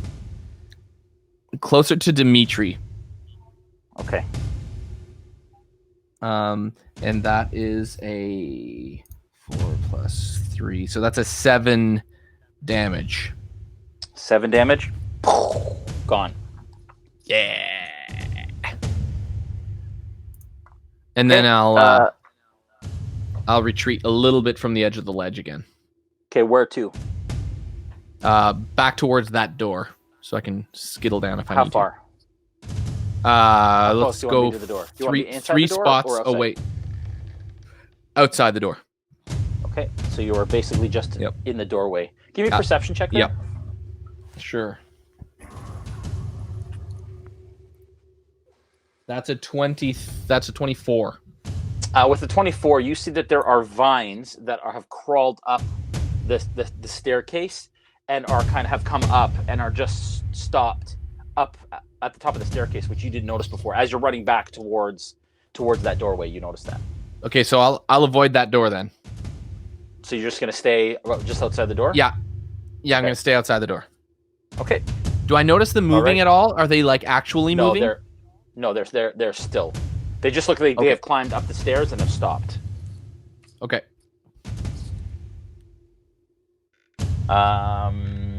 Rone, you're up. Sterling, you're on deck. Okay. So I'm. Can I attempt to break free of these? You absolutely and get out of them. Yeah. Let me just hang on a sec. Yeah, give me a. You take your action to do a strength check. Use my action. Okay, that's fine. I'll use my action then to it's try going to and be a get out. strength check. Yep. Okay. That's better. That's a 15.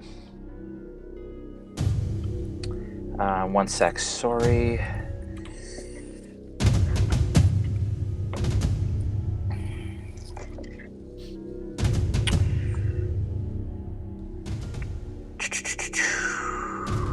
Yes, with a 15, you manage to break free of these vines, and you see kind of the eyes on this injured druid kind of go wide as you break free from them. Okay, now as I'm bursting free of them, here's Rone.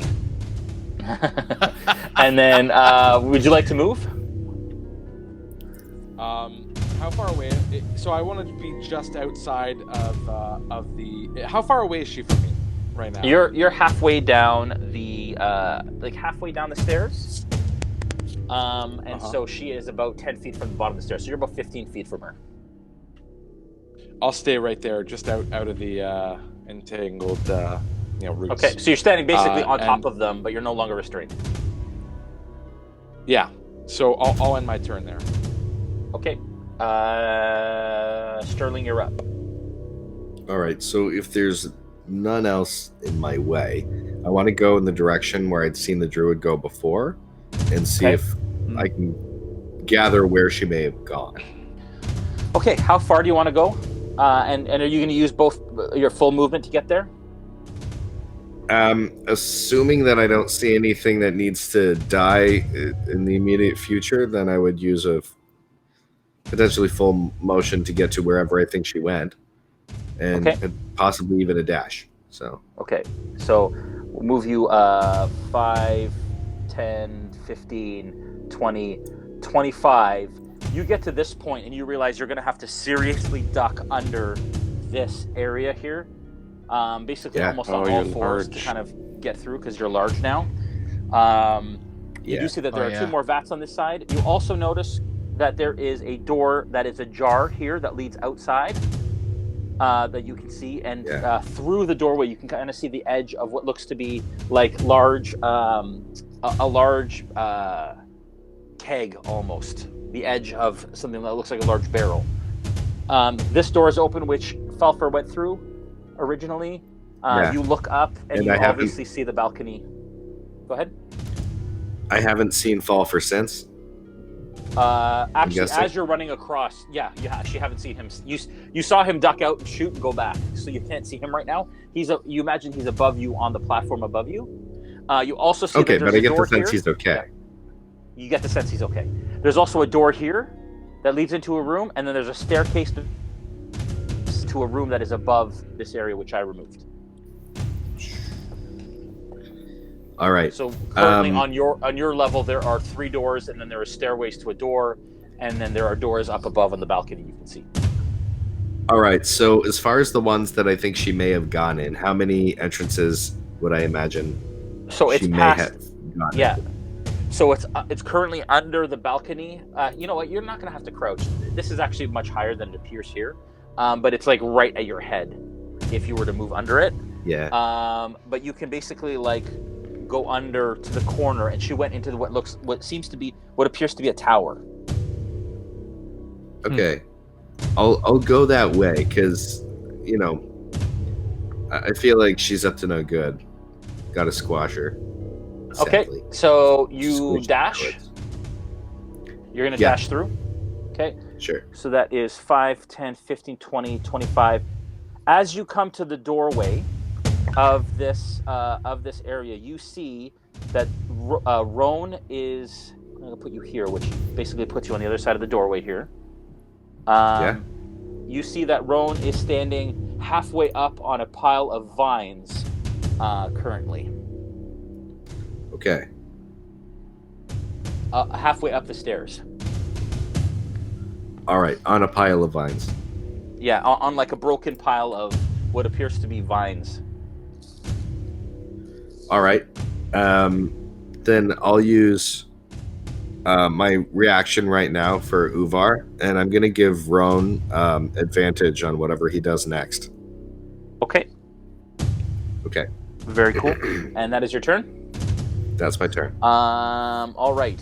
The ravens come down and pull this last blight up and explode it into oblivion.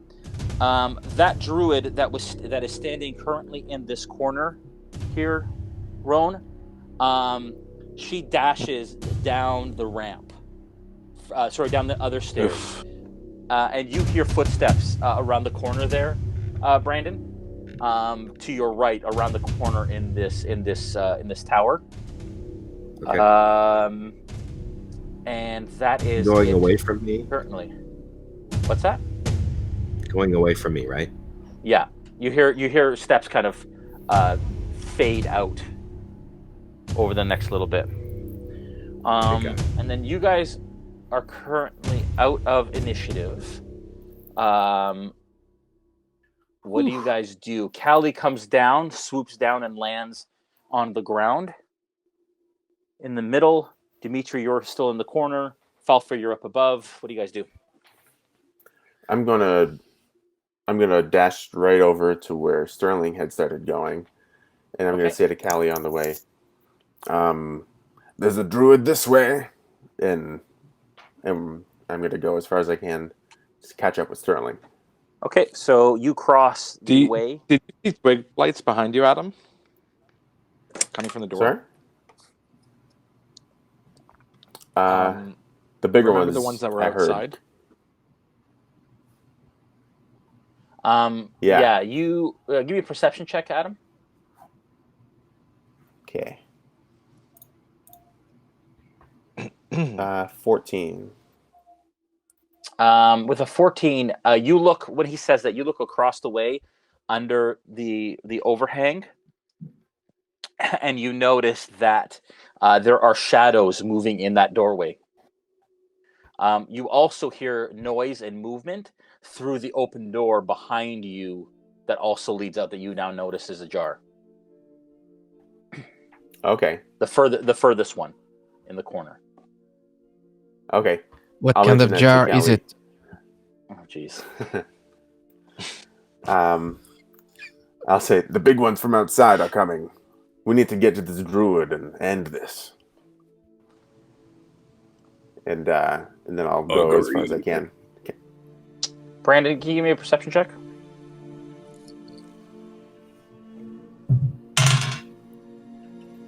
$12. Okay. All right. What do you guys do?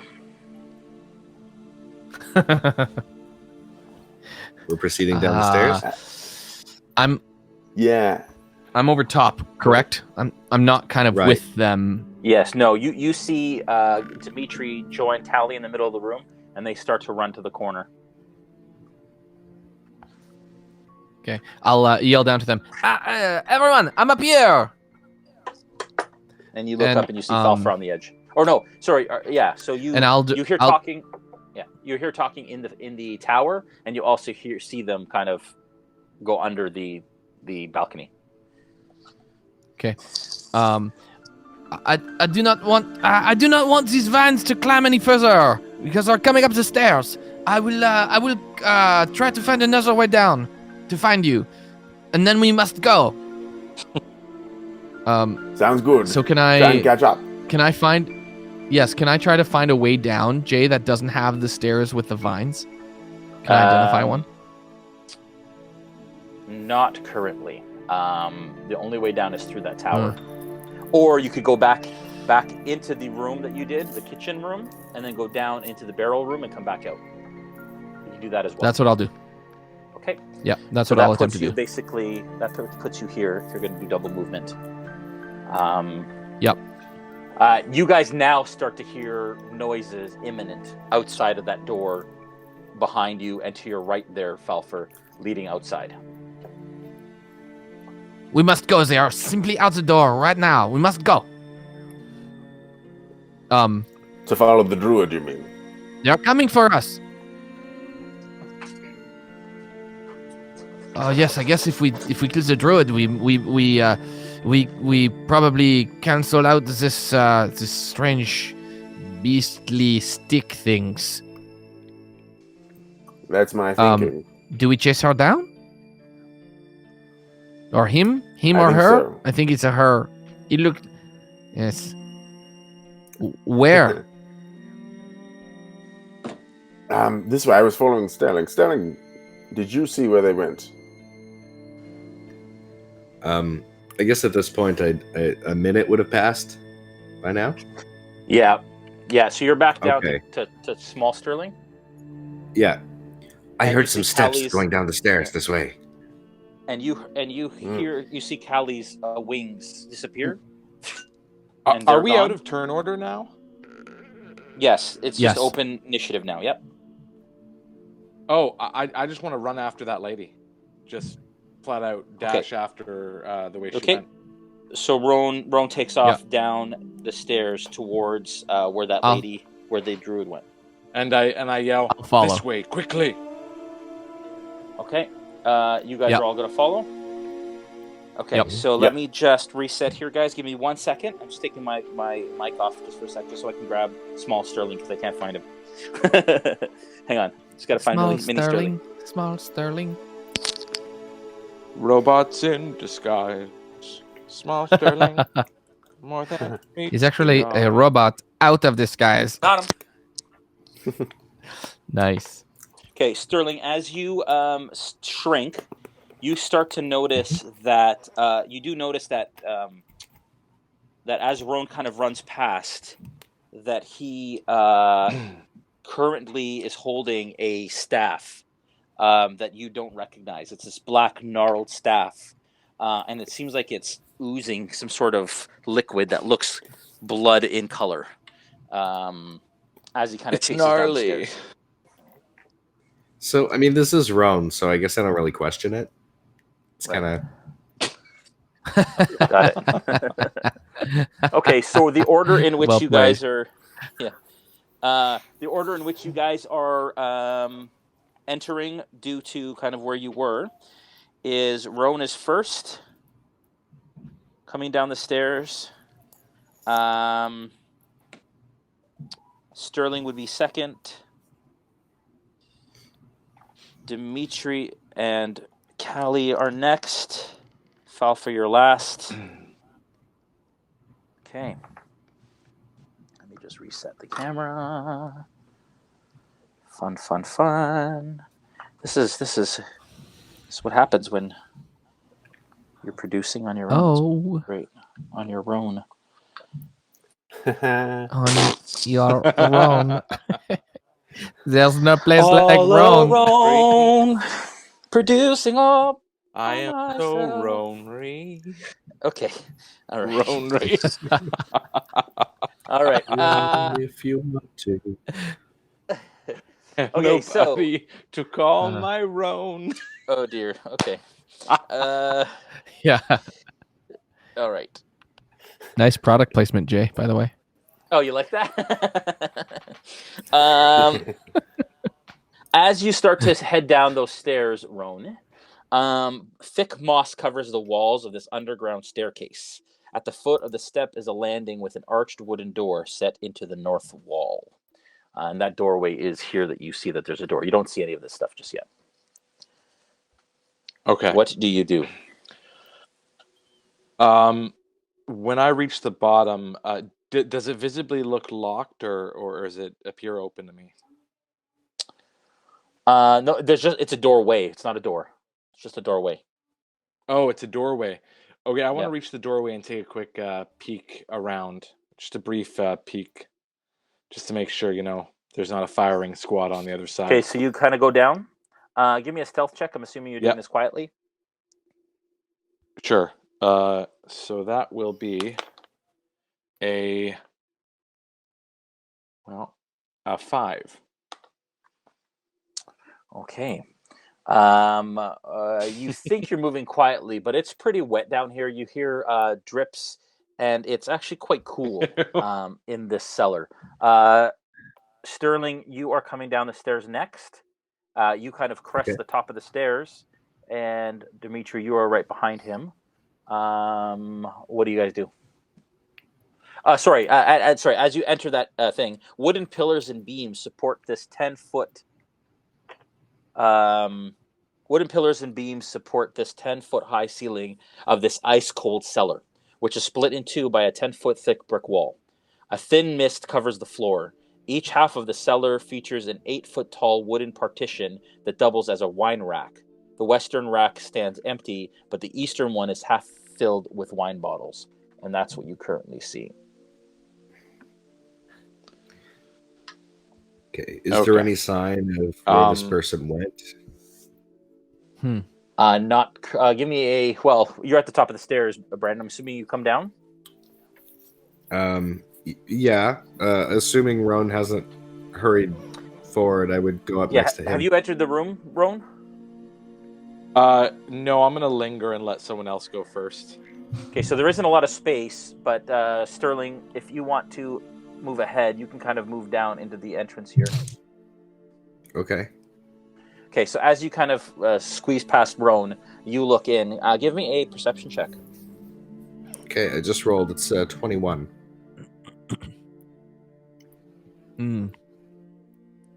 21.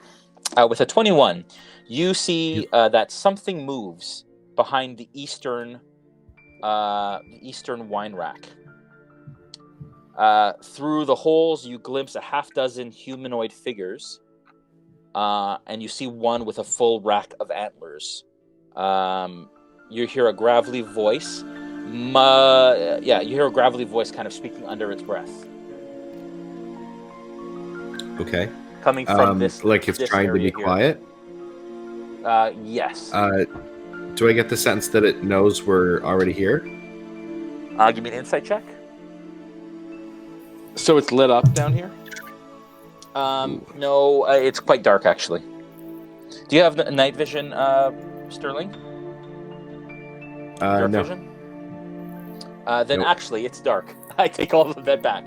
It is pitch dark All right. down here. All right. Falpher, you are small. Rone, Oh yeah, fell first. what your shadow eyes see? Is Joel gone? Did we lose How Joel? do I? I hear I think we Joel. lost Joel. Uh-oh. I am now back. Oh, okay. Hopefully, Sorry. okay. You'll grow back up to full size in a second. There he is. All right. You're all grown up. There. Okay. So, sorry. What do you do, Sterling? I say, Rone, what do your shadow eyes see? Rone, It's a give me wine perception check. set. Wait a minute. Trying to trick me into this one, huh? 16 plus 2, 18. 18. With an 18, you see what I just mentioned to Sterling. A half dozen creatures Okay. behind a wine cellar, behind the thing back here. You can't really make out what it is, but you do All see a bunch of small creatures, or a bunch of creatures with, and these aren't small. These are actually a little taller than the other ones were. They're about human-sized, and you see them and a druid, but not a druid that you recognize, actually. A different one, but you see kind of them through the cracks in the cellar. Okay. So in response to Sterling, as I'm staring into the darkness, my eyes turn pitch black again. And then I'm just going to turn and look at him with the eyes still creepy looking and say, there's more of those tree people. Much larger this time. And another druid, it appears. All right. So I don't see what you're doing with your eyes. I hear you, though. Oh, that's true. So, what do you suggest? Well, I suggest you go first. And I'm going to step back. Okay. Very kind of you. So, I'll speak hope and bring out Driffles, my drift globe. And is there any way that I could tie it up with my rope and pull it like a balloon? You could absolutely try. Give me a dexterity check. All right. I sort of hiss back as the light comes out. Okay. And this is the hope light, not the daylight one. Yeah. Yep. Just so you know. Oh, thank goodness. That's a 4. Okay. You're having a hard time. It's a globe, so you're really having a hard time kind of figuring it out. It's probably taking longer than you actually want to spend on trying to get it right. So can I show up at the bottom of the stairs and just figure out what he's trying to do and help him with it? Yeah, you're kind of halfway down the stairs. You can make another dexterity check if you like, with Dimitri's dexterity modifier. Does you have a minus? We'll say sleight of like hand. a We'll say sleight of hand. Yeah. So whatever you roll, minus 2. Adam does have a minus. You said a minus 2? Yeah. Okay, well Let I me have a help you with plus that. 2. Adam makes so everything I guess worse. whatever I roll. I rolled a 7. Yeah, with a So The money 7, goes around the tree. you think it's okay. I think it's okay. Oh no. And you almost All have right. to like slap Adam's hands away because he's just making it worse as you attempt to do it. Just let me do it. It's a all right, double so- knot. You have to swing it around. Fox goes through the hole. down the alley. No, but I remember my dad said there was rabbit ears, and then you'd go around. No, the fox already ate the rabbit, you see. So you have to go around the other way. I don't remember It's that very part simple. of the story. Well, But this is more complicated. Don't You learned how to do both this have the hard way. torches? Yes, we don't need torches, but but we this have. is already lit. So I'll just go. Can I I'm go up to them fairly like certain they're with as they're that they've heard of. as they're talking about the fox and the rabbit? I can't help as a ranger but to just show up behind them and go like, "Are you guys talking about foxes and rabbits?" Yeah, so you guys are Yes, kind of I'm- all I'm- gathered on the stairs here. There's kind of a small little area that you guys are kind of stuck in right now. I love. When I was a young child, my father would take me to hunting some fox and some rabbits. We used to call them hares. But it's Hares? difficult because Might you I do mention not that always they'll be see coming from hares. above and outside? We should hurry. Oh, right, of course. Let's go. Well, yes, once we're all through, why don't we close this door and see if maybe we can lock it? Callie, maybe with your expertise, you could try and get this door locked up tight. Sorry, there is As no a door. way to hear Jay's voice for Callie. There's no door. Okay. No, Yeah, no. Okay. Sterling, I think you are seeing things. This is a doorway. There is no door here. Yeah, Callie says, listen, Dmitri, there is no door. I know it's dark, and I know your human eyes can't see it, but geez, like, get a grip. Nailed it. Thanks. Nailed it. Very good, yes. Good eye. So All right, what do I'll you guys deactivate Driffles, and I'm going to ask Callie to cast light on my shield like she did in the past. Okay, she puts her hand, ding, cast light on your shield. All right. So now I've You got guys light are on my all shield. stuck, all within this. You guys are all basically just making your way in this stairwell. Okay, my friends, let's go through the doorway, but can we not, or is there something in the way? Perhaps we take this large bookshelf and put it in front of the doorway. Is there a bookshelf across the what? way? There is, isn't Yeah, there? give me a perception check there, Joel. Okay. That is. That's 16. No, actually, you it's a imagine- 23. You imagine this bookshelf is way too heavy to be moved, and it is also full of supplies and such, right? Okay. This one here is full of,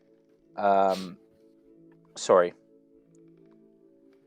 This one is full of wine bottles. This one is empty. This one might be able to be moved, but it is a large rack, and it looks like it's like attached to the wall with like bolts and stuff. It's not just freestanding. Yes, and I guess since this is probably the wrong choice, given that we might need an escape as well, and covering up our own pathways out is probably not too smart. Sorry, I take that back. Forgive me. Let's just move. Yes. Can you tell which way it went? They're over there. I point in that direction where I saw them. They? I thought there was just the one we were following. There's multiple, and we need to move. How many do I see? So You see half a dozen humanoids, bodies, moving There's around. about kinda half a silhouettes. dozen in there. okay, sorcerer man, why don't past what? or attack? What was that? Go ahead, Joel. Go ahead, Brandon. I was going to say, okay, sorcerer man, you so wanted to move. Why don't you move? Oh, that's an excellent idea. Push the person who's not wearing, plates of armor first. Well, No, Do you that's want me right. to I- attack, or are we sneaking past? I will I don't move think out of there's the any. doorway first. Okay, Dmitri, And I will it's follow behind probably- you. We've probably already been, our presence has probably already been made aware of. So we might as well just rush in, give the old college try. Which college are you again? It's I don't know. All right. So what are you guys doing? So you guys are entering the room. How do you want to enter? Sword swinging, I guess. From what Dmitri said about the college try. Okay. So where do you want to go? Is this what we're doing? I want to. So there's the direction that Rone pointed. Yeah. Towards the so half you were dozen going to creatures. Yeah. So you're going to attack in that direction.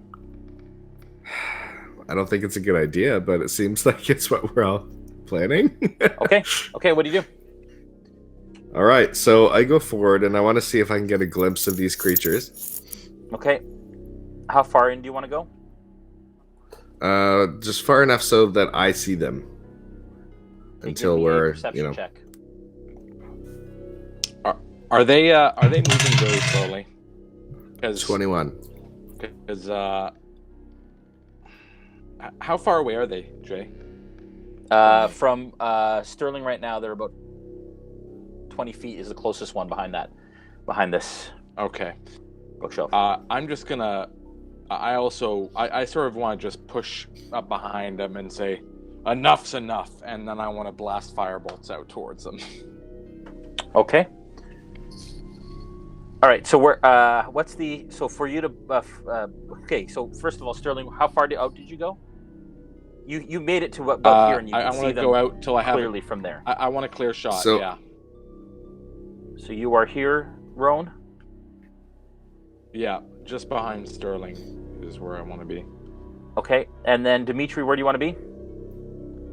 I'm assuming you're moving down here? Yeah, into the doorway area? Close to Sterling as well. Okay, Callie's going to do that. Falpher, Yeah. you're kind of in behind? Yeah, I'm gonna try to sneak around to behind where Rone is. I know he's standing just behind Sterling. I should be able to move between them. Okay. So right about there. Oops. Yeah, right about there. Okay. All right. Look out for the Okay, so falling bookcase. So you start to move out, Sterling. You see behind the case. You can see them now, and they're kind of moving quietly, but they know you're there now, especially with the light that is on your shield, which is casting light into this cold cellar. As you move into the room, you feel that it's colder as you get closer to the back wall, this wall here.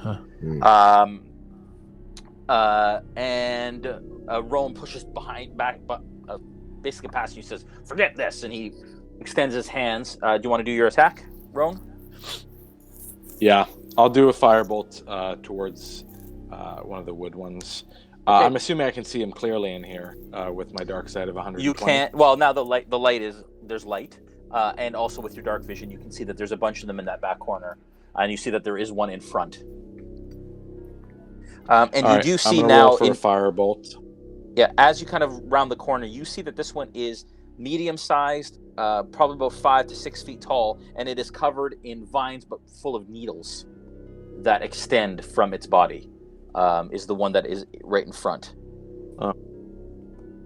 Okay, go. These ones have needles, and then I'm gonna blast the firebolts, and that is a 25. That is a hit. And where's my D10, which I've lost? There it is. And that is 7 fire damage. Okay. It hits this what we're gonna call needle blight, and ignites across its body.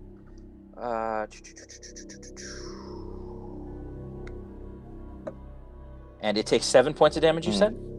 Okay. 7 fire damage, if that does anything more. Yep. And you hear kind of like this unnatural shriek that occurs that it lets out.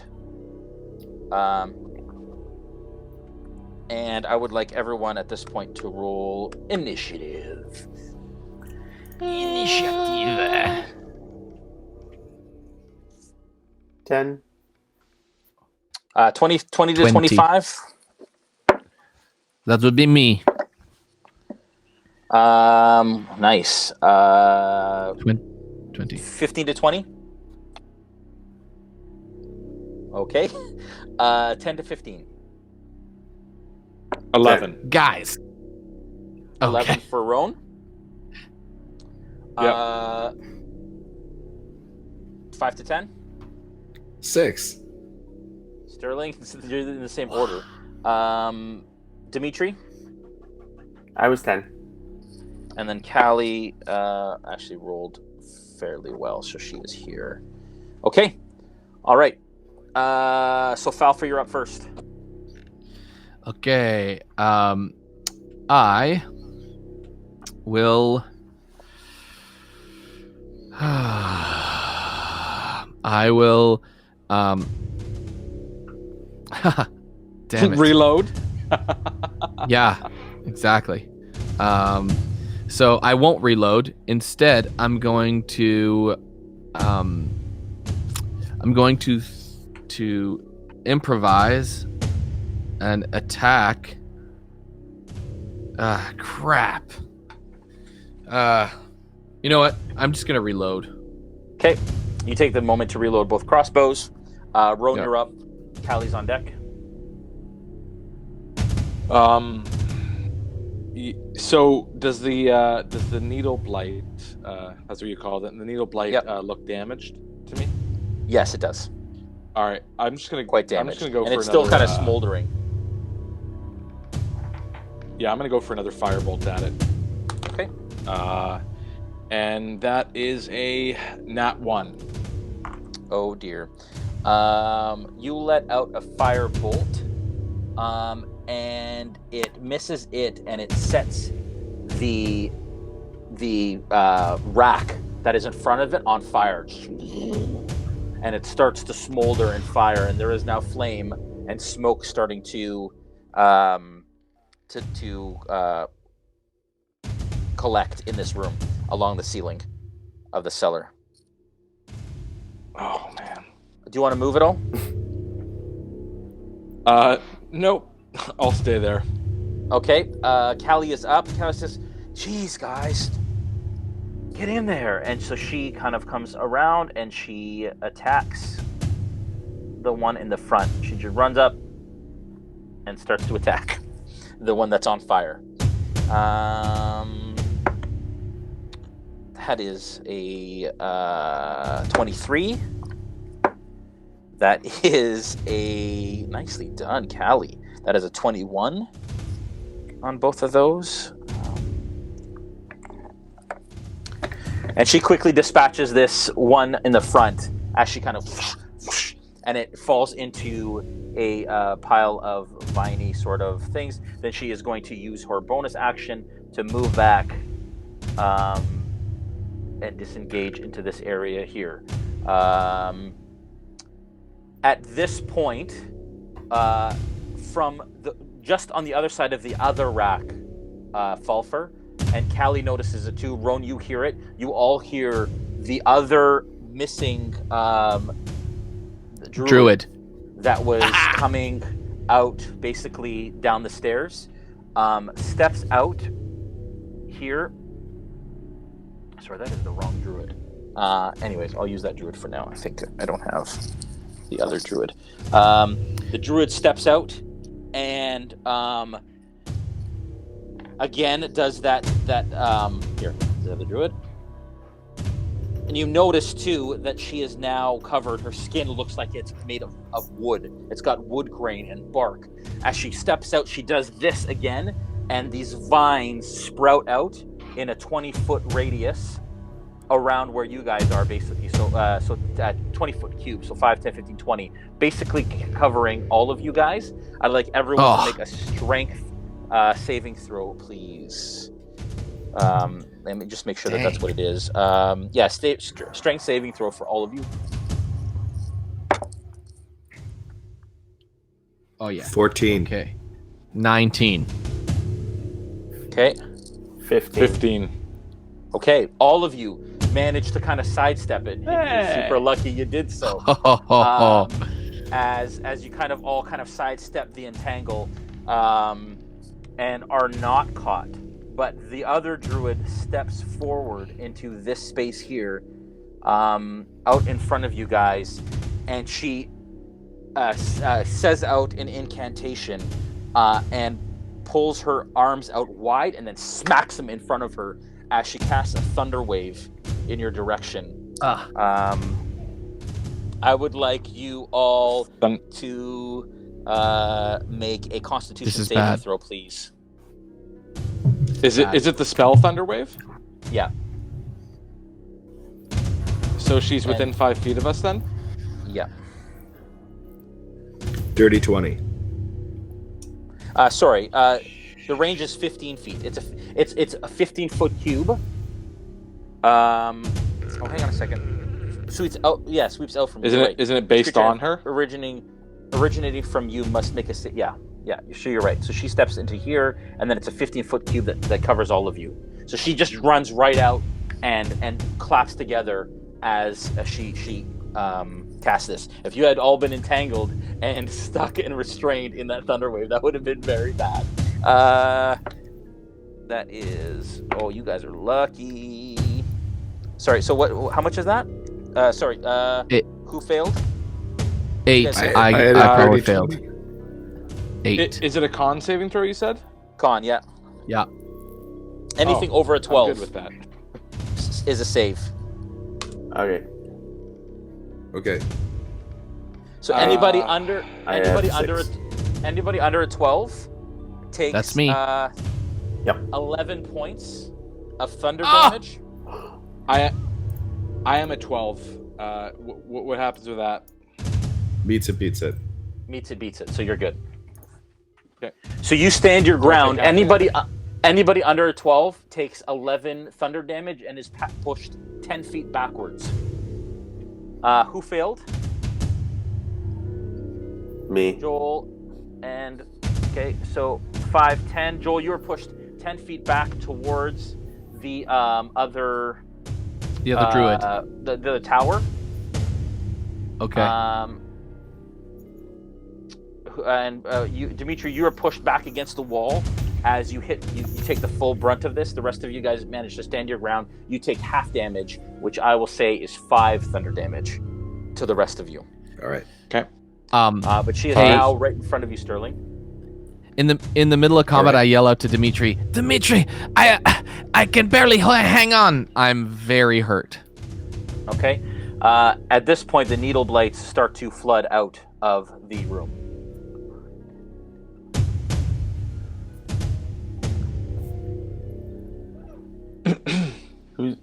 Who's next? And the druid is going to step out from you. You get an opportunity attack, Brandon. All right.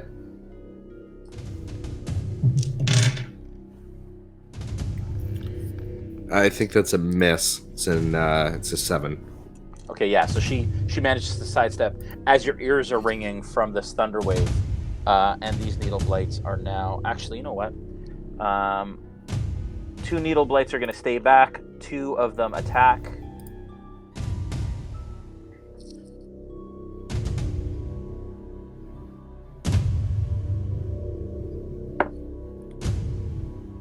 One of them comes out and attacks you with its claws and misses.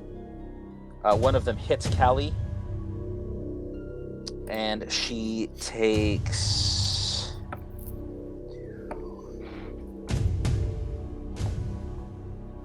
4 points of piercing damage. And then the other 2 basically brace themselves and shoot needles in your direction, Sterling and Callie. That is not enough. That is enough for Callie. That's 2d6 plus 1. 7 plus 1. That is 8 points of another 8 points of damage to Callie. Wow. That is 12 points. And she is starting not to look so good. She's got needles sticking out of her. They're bleeding. and she is starting to look quite hurt. Sterling, it's your turn. Oh, sorry. This other druid is going to move back around the corner here. Yeah. Go ahead. All right. So I shout, "Whoever has the alchemist's fire, throw it!" And then I will. How close am I to that druid that did Thunderwave? The druid has stepped back now, almost like 20 feet. There's needle blights in the way. They're in the way. I can't get past them, eh? No. Did we ever find out who did have it? Didn't Sterling have all the items? I think he did. That's what I thought he did. Did I take? Did I, think it was take Sterling, that? Though? I thought somebody and said Dmitri they were gonna hold it. If I've got it, then I'm gonna throw it. Yeah, I don't see that Callie has it here. All right, then I'll assume I've got it. And how many were there? Do you guys remember? There's just one, wasn't there? There was just one. Just one? Yeah, all right, I'm throwing it at the Thunder Blight. So sorry, not the Thunder. All right, whichever. I want to throw it between the thing in front of me and the druid that did Thunderwave. If I can get it between, I will. If I just have to hit the creature, then I'll do that instead. Do you have the stats for Alchemist Fire there? I can get them real quick. Yeah. Man.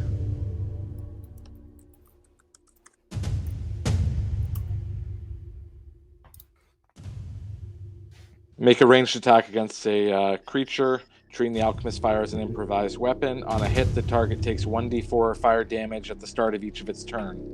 A creature can end this damage by using its action to make a DC 10 Dex check to extinguish the flames. So it's a improv attack with 1d4 fire damage at each of its turns, if it hits. And what's the range? Like, what's the range of it and the 20 feet, up to 20 feet. And is it just on a single creature? There's no radius, right? Yeah, it looks like. Yeah. Okay. So who are you attacking with? No radius. So I'm attacking the creature in front of the druid because I wouldn't be able to hit the druid with it, right? Yeah. There's two creatures. You can try and hit the druid with it, but there is 2 needle blights in between. In the way? Yeah. I'll aim for the druid, and if I miss, I'm hitting one of them, so I'm okay. Yeah. Okay. So you kind of attempt to throw through. Can you make a ranged attack? But you're not proficient with it, so don't add your proficiency modifier. Come on, Brando. This is you, man.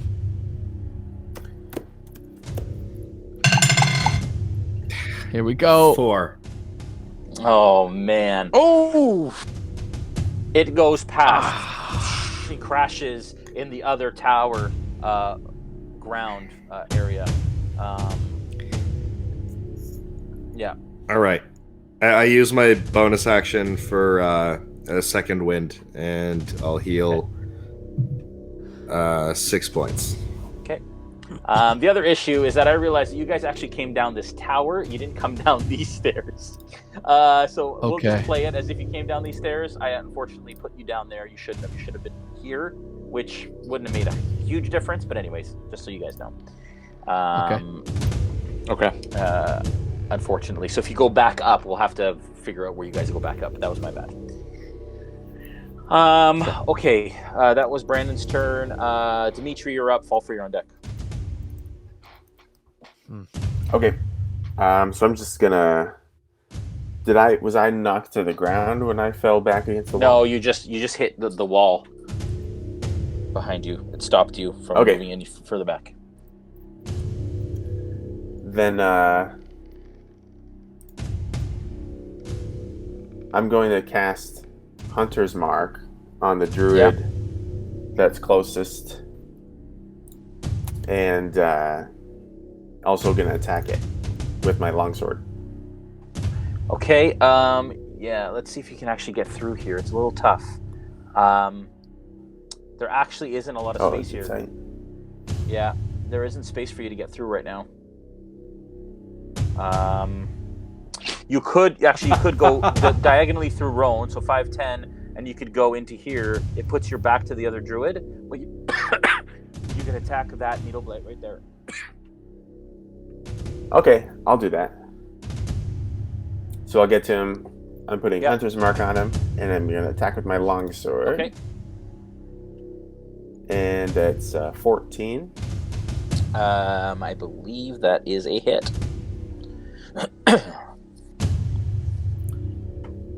Okay.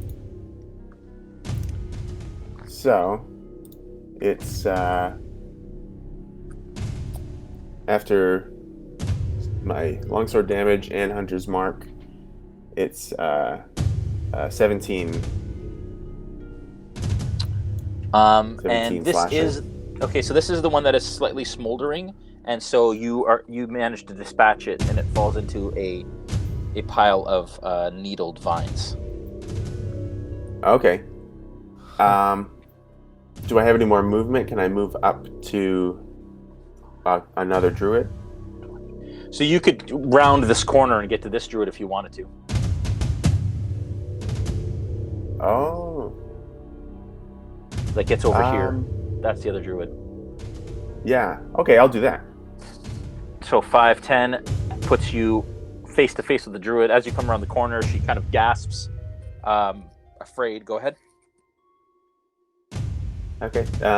So that's the end of my turn. Oh, you can't attack again, right? Okay.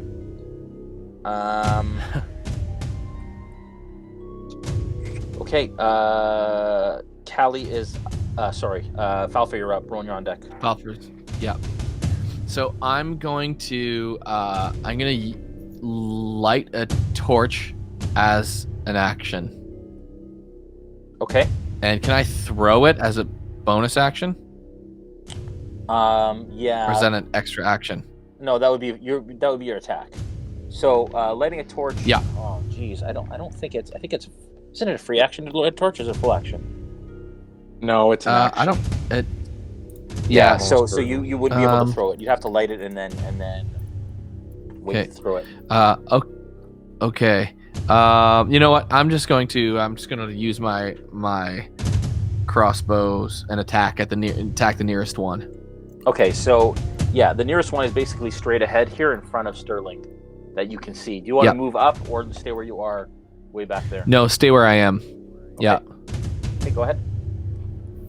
Okay. Oh, damn it. That's a natural 1. Oh dear. Ooh. Okay. Right after Roll I your had second one. Roll my second what? Attack, right? Are you firing both? No, just the one. Okay, I can only you're just do one firing at a time. Okay. Yep. And I'd like you to roll damage on that, please.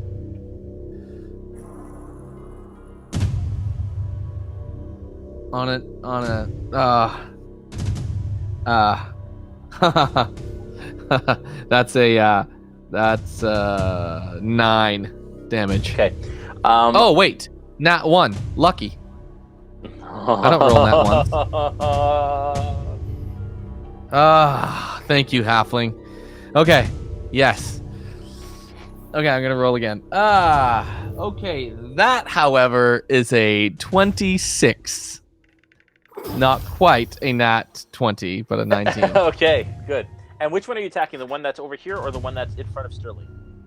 The one that's nearest any one of the party members. Okay, so Sterling. So which one is nearest? The Okay. other one in front of Sterling. Yeah. So that is. There it is. So that's a 6. That's 9 damage. That is 9 damage. 6 plus okay. 3. Yep. All right. And this bolt basically smashes through this needle blade, leaving a big hole in its side. It is still up, but you have a massive amount of damage off of that one.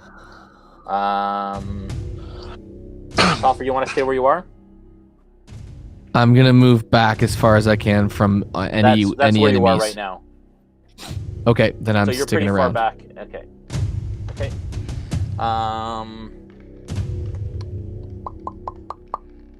Rone, you're up. Callie's on deck. So seeing how things are getting sort of dire, I'm going to light up both my hands with fire and start going fire Gatling gun on them. Die for me, and then I'm going to start blasting scorching rays. But I'm going to use a sorcery point to quicken the spell to use it as a bonus action. So I'll start with the first needler near me. Okay. So first scorching ray, one of 3. Okay. The first one is a 19. Okay, that's a hit. And that does 8 fire damage. 8 fire damage. It explodes in a burning pile of needly vines. Okay. I'm going to go for the next needle blight in the back shooting at us. The one closer to the druid, or the one closer to... ray? Sorry, the one closer to the druid, or the one closer to the other side? The druid. The one closer to the druid, then. Okay. And my attack roll is... does a 14 hit? Yes. Okay. And I do 11 fire damage. Okay, and that one goes as well into Let's go of a big heap of needly vines. Okay, and then I'm going to send the next scorching ray at the other needle blight. Okay. Across, and that is a 16. Okay, a 16 also hits. And this one does 3 fire damage. Okay. As you kind of nip it, yeah. You kind of glance its shoulder and take some damage off of it. Okay. Rone, nicely done. But then I'm going to use my action. Hold on, because I quickened it, so it's a bonus action. I'm going to use my action to cast a cantrip, Firebolt, on the same one. Oh, wow. Okay. So that is a 7 plus 6, 13. Okay, 13 hits. Okay, and that's 1d10. And that is 10 fire damage. Oh, yes. Okay. Boom, done. You have killed the final needle blight. So, fire Gatling gun. Yeah, Rone starts to and the smoke is just decimate. And I laugh. This chamber at this point from that one rack. And you actually hear bottles of wine start to explode. Yeah, because I'm smashing them out of just joy. No. That one that you're by. Callie sheds a tear. Yeah, no. Man. Yeah, as Callie sheds a tear. Callie then puts her hands on her chest and she heals herself for 3 points using her healing hands.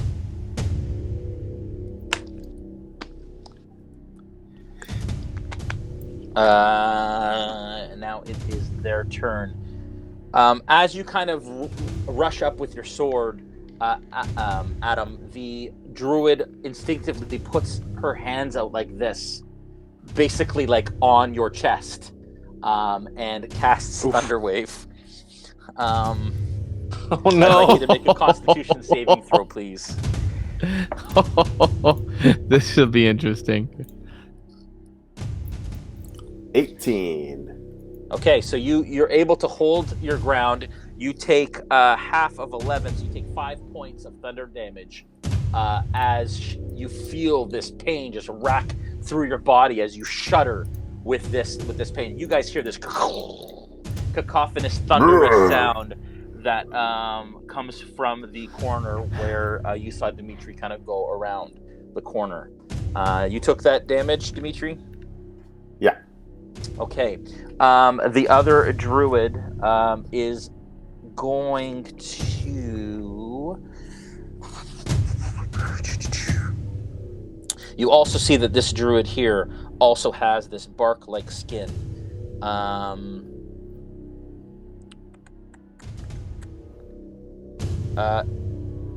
Once again, the druid puts his hands like this, and again, vines start to crawl out of where you guys are. And you guys are actually in difficult terrain. Just keep that in mind. So double movement. It takes you double to get through it. And she's going to attempt to cast it. I'd like you all to make strength saving throws, please. Does it extend to where I am? No, it does not. It's basically just Callie, Rone, and Sterling. Callie 18 manages strength. to, yep. And Callie manages to shrug it off. So does Sterling. 6. You do not. You are currently restrained, Rone, in the back there. 18. Okay. And you have an 18? Okay. Joel? Yep. Sorry, you're not 18. You're not in the area, Joel. You're good.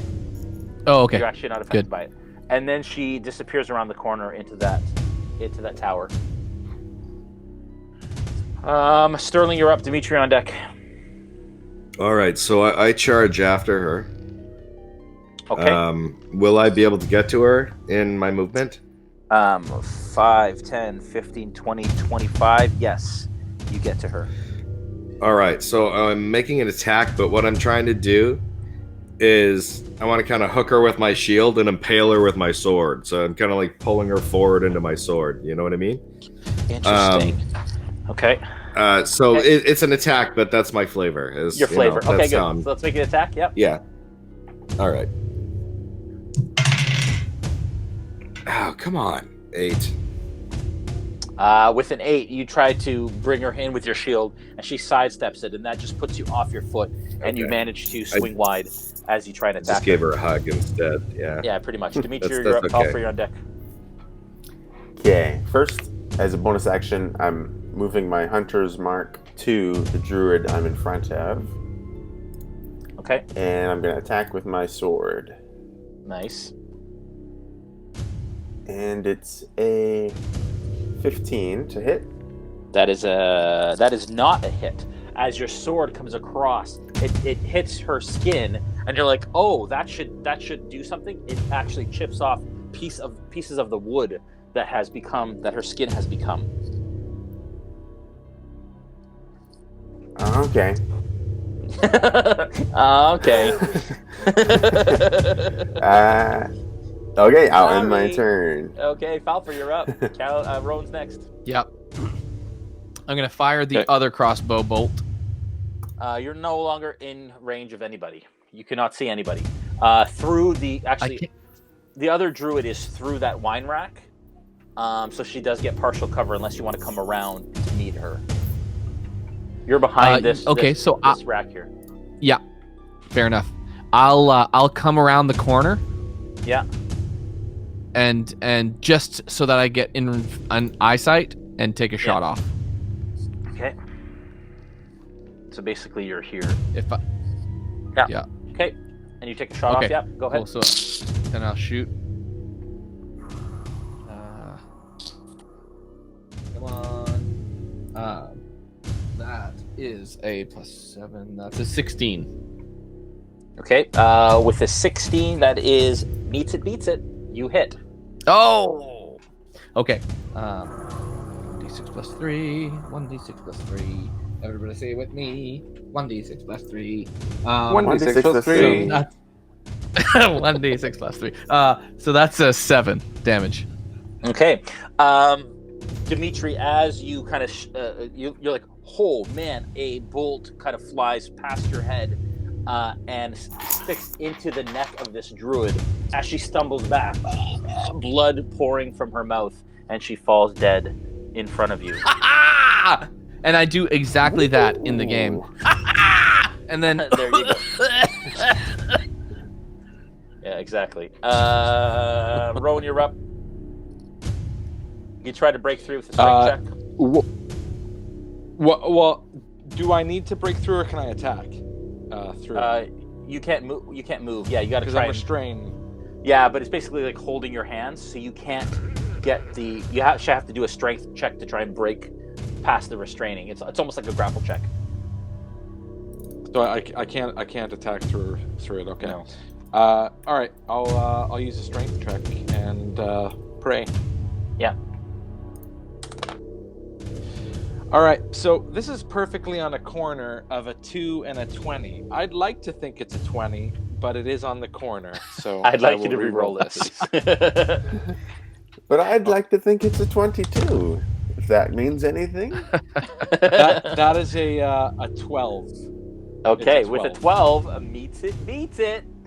You managed to Oh, break. okay. You guys are There you go. rolling like crazy for saving throws. You may all Wow. be dead at this point if you weren't rolling the saving throws that you guys are. You can now move. I didn't think 12 would beat it. Okay. Is there anywhere safe that I can sort of move out of the crowd so I'm not caught by that again? Yep. But Yeah, so you're here. This whole area is open. Sterling's over here with the other druid. Dmitri and Falpher are over here with the other dead druid. all right, I want to move closer to that wall on the opposite side. Get out This of that, wall here? 20-foot cube. Over to this Yeah, wall? closer to there. Okay, so you're over Yeah. on this wall. And as you get closer to that wall, you notice it's markedly colder. In fact, there's even frost on the wall, on that wall. Oh. Okay. Okay. Callie is up. Right. She Come on, Callie. she's going to run over 5, 10, 15, 20. She's going to dash to get to Sterling. She can't get close enough to attack, but she's basically beside it, beside Sterling. What about a ranged attack? No, right? No, because she can't get close enough to see around that corner with a ranged attack. Shoot. And that druid is going to do the same thing the other did. Extends its hands, and it's going to attempt to thunderwave the two of you. I would like you and Callie to make Constitution saving throws, please. Come on.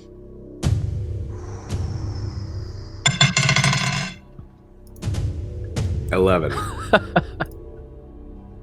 That is Sounds not like you're enough. rolling in your finest china. I know. It's like you're rolling a bowl. I was gonna say crystal bowl. yeah. Oh, you're lucky. It's fine. It's only Crystal, y'all. Yeah. It's only 5 thunder damage to you and to Callie. Oh. I'll take it. And you guys are pushed 10 feet back. Okay. And Callie is pushed back against the side of the she smashes the back of the tower and coughs up a little bit of blood that starts to pour down her face a little bit as she kind of tries to right herself. 5, 10. You are pushed right back against the rack that is burning currently. It actually falls over with your weight on it. And it is currently on fire, so I'd like you to make a dexterity saving throw to try and kind of like evade the burning parts as you fall against that burning thing. Thunder waves. Shoot, I think I rolled a 1 or something. Well, I just rolled a 1. Seriously? Natural one? Say, I didn't get any inspiration for anything yet in this game by chance. any never mind. 2 points Anything of you've fire done or damage. Hey, can I give? Yeah. No. Okay, so That's 2 points? yeah. All right. The druid then disappears up the stairs in that tower. Okay. I'm gonna keep you guys in initiative if you guys are in fact gonna chase her. You hear I'm gonna chase. movement. You hear movement upstairs. And you hear her kind of yelling and screaming something as she goes up the stairs. And you start to hear skittering on the stairs. Oh. We have to get her before these things come down. We have to get her. What? So I Well, yell hold out. on. What else is around us here? like things are getting colder as we go towards it. That's obviously not a good sign. What else is in this building? Like, what do I see when I look around here? In this room, so there are the two Yeah. racks. The one rack which Sterling just knocked over dozens of bottles of wine that are smashed on the ground. Some of them already were exploding from the heat. There's the other rack that is completely That's empty our that reward. Dmitri is near, and then there is that back wall that is cold, and then the two towers and the stairs going up. That's all you see. Is there a door at that back wall anywhere? So that yes, there's a door. There's a doorway in the center that appears to be stairway. There's this one that has the ramp, and then this one that has the stairs she just went up. Okay. So if we're hearing skittering down the stairs, I yell to the group, perhaps we should move quickly that way, up the staircase which we came from but didn't really come from, air quotations. Yeah. Sorry, say that one more time. I missed that. I yelled to the group that perhaps we should, go up this other staircase rather than going up where, obviously the enemies are coming down. The staircase that we didn't come down from, air quotations. Yeah. Okay. So Yes, let us go up there. Okay, so you guys want to And start I'll move moving in that direction? towards that. Okay, so I'll let you on your turn. I'll let you do that. Also, Dmitri, you notice now as she kind of falls, as the druid fell in front of you, in the corner of that room, you see that there are 3 frosty barrels against the wall in that corner. And then a single bottle of another wine lies on the floor beside it in this corner here. That must be important. Okay.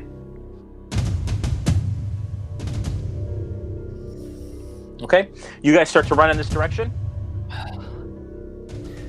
How The close direction am I to that those the barrels, druid Jay? fled. They're around the corner. You don't see them, Joel. Only Dmitri does because you're still around the Okay. corner. Okay, so Okay. it is Sterling's turn. Dmitri, you're on deck. All right. Well, I'll follow what Rone suggested.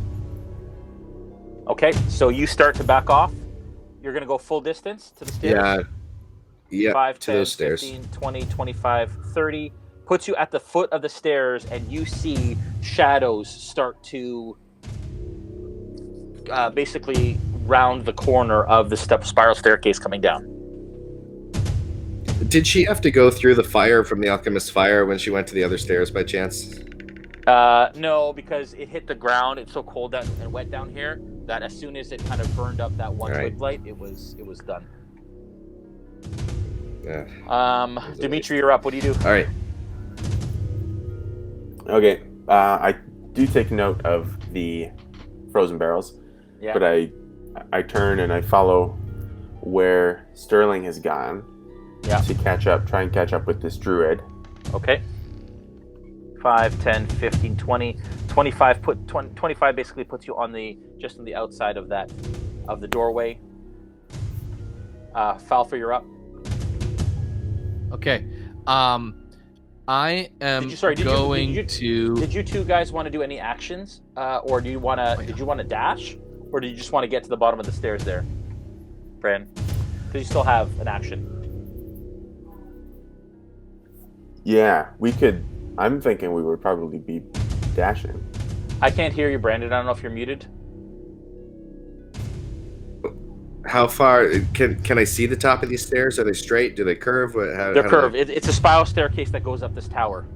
Or sorry, no, sorry. All right, what yeah. I'm saying. It's a straight staircase, and you see that there are shadows at the top of the stairs about to come down. All right, then I'm gonna just fire a bolt into the shadows. Okay. Give me a attack with disadvantage.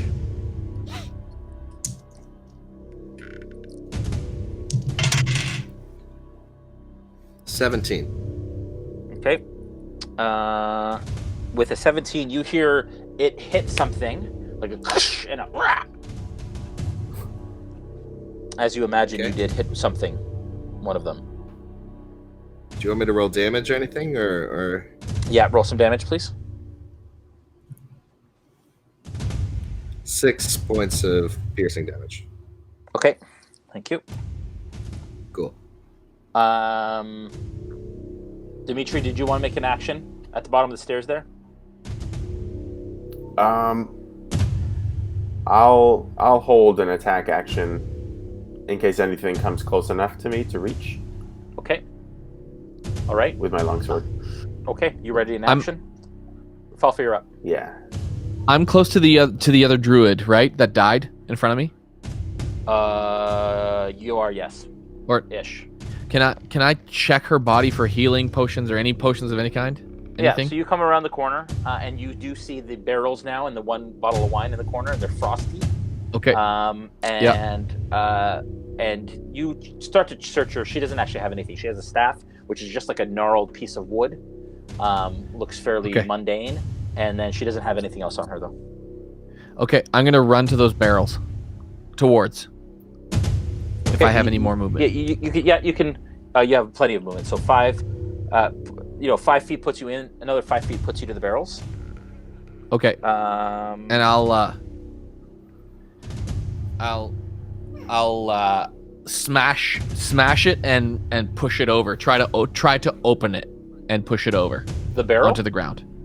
Yeah, it's cold, right? It looks frosty. It's frosty, yeah. Yeah, there's a layer of frost on the outside of it, and it's touching the wall, which is you noticing as soon as you get closer to that wall, it's super cold. It's the wall that's cold. It's not the barrel. Okay. The barrel and the wall. The barrel is cold because of its proximity to the wall. You imagine. On the side of the barrels, you see purple grape smash number 3 emblazoned on the side with the Wizard of Wines logo, and on the bottle of wine it says purple grape smash number 3 as well. Okay. Can I? Yeah, I'm just going to put this barrel over and roll it down the hall. Which towards hall? Down the path towards the the other way, down the path towards the other enemy, the one last. There is nothing. Are left. we running? No, there is nothing left. We got all 3. Yeah. And she went away up the stairs. You're alone down here right now. Okay. Well, I'm just gonna go towards Rone then. Okay. You step around the corner and you finish your movement beside Rone. Rone, you're up. Callie, with the barrel? No, not with the barrel. Oh, okay. No, he left the barrel. Rone, what do you do? So I'm gonna yell to Sterling. I'm assuming I saw him shoot up the stairs. Are they coming down that way as well? He's at the bottom of the stairs right now. You can see him from where you are. Okay. They are. So I'll yell that to you. And he says they are. Oh, we have to find a way out of here. What do I see in the? So I'm gonna take a quick look around. What do I see in that corner where they came from originally? Say that one more time. Where the bookshelf fell over. What do I see in that corner where the bookshelf fell over? Yeah. So right now it's. Do I see any doors? No. So you head over there slightly, walk about 5 feet. There's a mass of burning wine rack, and so you don't really see anything in the back corner except for like this flaming pile of wood. Okay, I want to check on the other corner now, where Falpher came from. Okay. Give me an investigation check. Sure. That's a 17. Okay.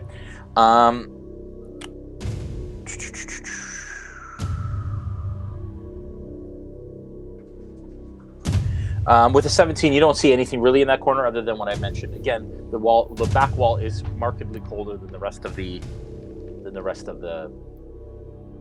room. Hold on. I actually have investigation. I'm sorry. That's a 20. Okay. And 1 intelligence. That's not a 17. It's a 20.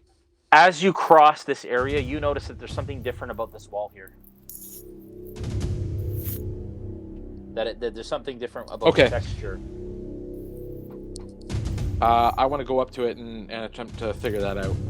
Okay, you place see your if hands on there's it, and you actually a manage trap to. door or something. Yeah, you actually manage to push it open, and it actually opens into a passage. Oh. So I'm gonna yell to the rest of the group. Before I yell, what do I see in there? It's you feel this gout of freezing cold, kind of air hit you in the face, and it just looks like a cavern, almost like a cave, like a rough-hewn cave back there. Okay, but that's I'm all gonna you can yell do to in the your rest turn. of the group. This way. Okay, you're done. Callie yells from that. They're coming down this way too, and she comes back from the tunnel, from the tower, 5, 10, 15, 20, to go back to back with you right near where that cavern is open. Yeah, and I'll follow as well. I'll follow Rone. Yeah, not your turn just yet. You guys start to see things starting to come down the stairs. A needle blight attacks as it runs down the stairs directly at you. It currently has a bolt stuck in it, Sterling. It's going to attack, and it attempts to attack you down the stairs, but has a really hard time doing that. And then you start to see blights emerging in this tower. And as I knock everything over, is there anything I couldn't have knocked over?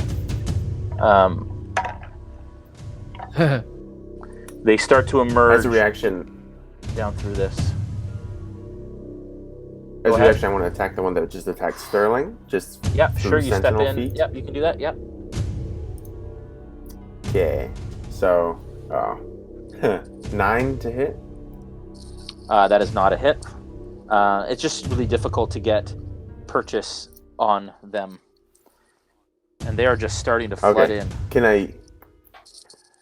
I use my held action then to attack it again? Yes. Sorry. Yes, I forgot about that. You can absolutely do that. Okay.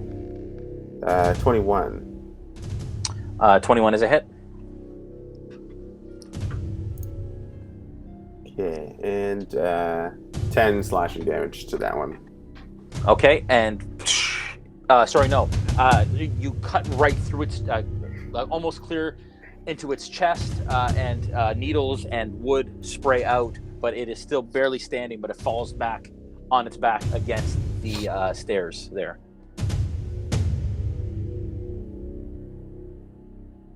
Okay. So they have all kind of run in. They are at the edge of these areas, and all of a sudden needles start to fly. What's your armor class, Rone? That would be a 13.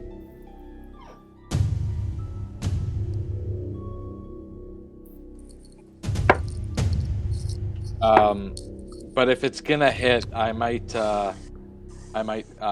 shield. In fact, I will shield as a reaction, making it 18. Okay, as you kind of turn towards the ones that you see coming down this one, a spray of needles shoots out towards Callie, and she kind of jumps. She jumps in front of you, and just gets completely pincushioned in front of you as she kind of freezes and then falls unconscious to the ground. Oh my gosh, did she just try and save me? Rone, you turn as that happens, as a bunch of them come at you. How does shield work? So on a reaction, if I'm hit, I can choose to use shield, and it increases my AC by 5. So if I'm gonna get hit, I'm gonna shield and make my AC a 15. Okay, so it's a reaction. 18. So the first hit, you shield, and all these needles fall off. Your shield dissipate. How long do you have your shield for? Is it one attack? Till the start of my next turn. Okay, so they hit off. The second one, it blocks a bunch, but a bunch of them come through as well. Unfortunately, they rolled a natural 20. Okay. Oh man, that's 12 points of piercing damage as you get hit by a mass of needles. Okay, I'm very damaged. Okay. Falpher, right over your corner, you see Rone get completely doused in needles as he kind of like starts to stagger, sticking out of all appendages, basically. Falpher, what's your armor class? 14.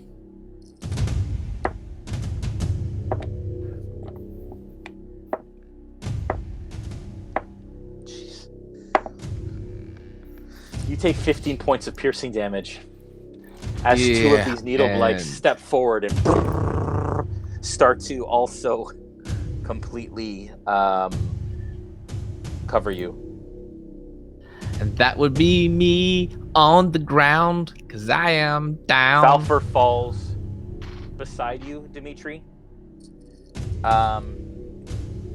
Sterling.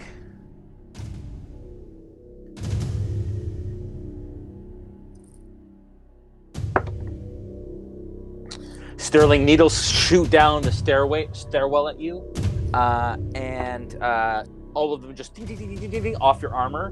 No problems. The other one that's on the ground gets up, kind of like really hurt, holding its side, and slashes at you with its claws and scrapes along your armor, but no damage.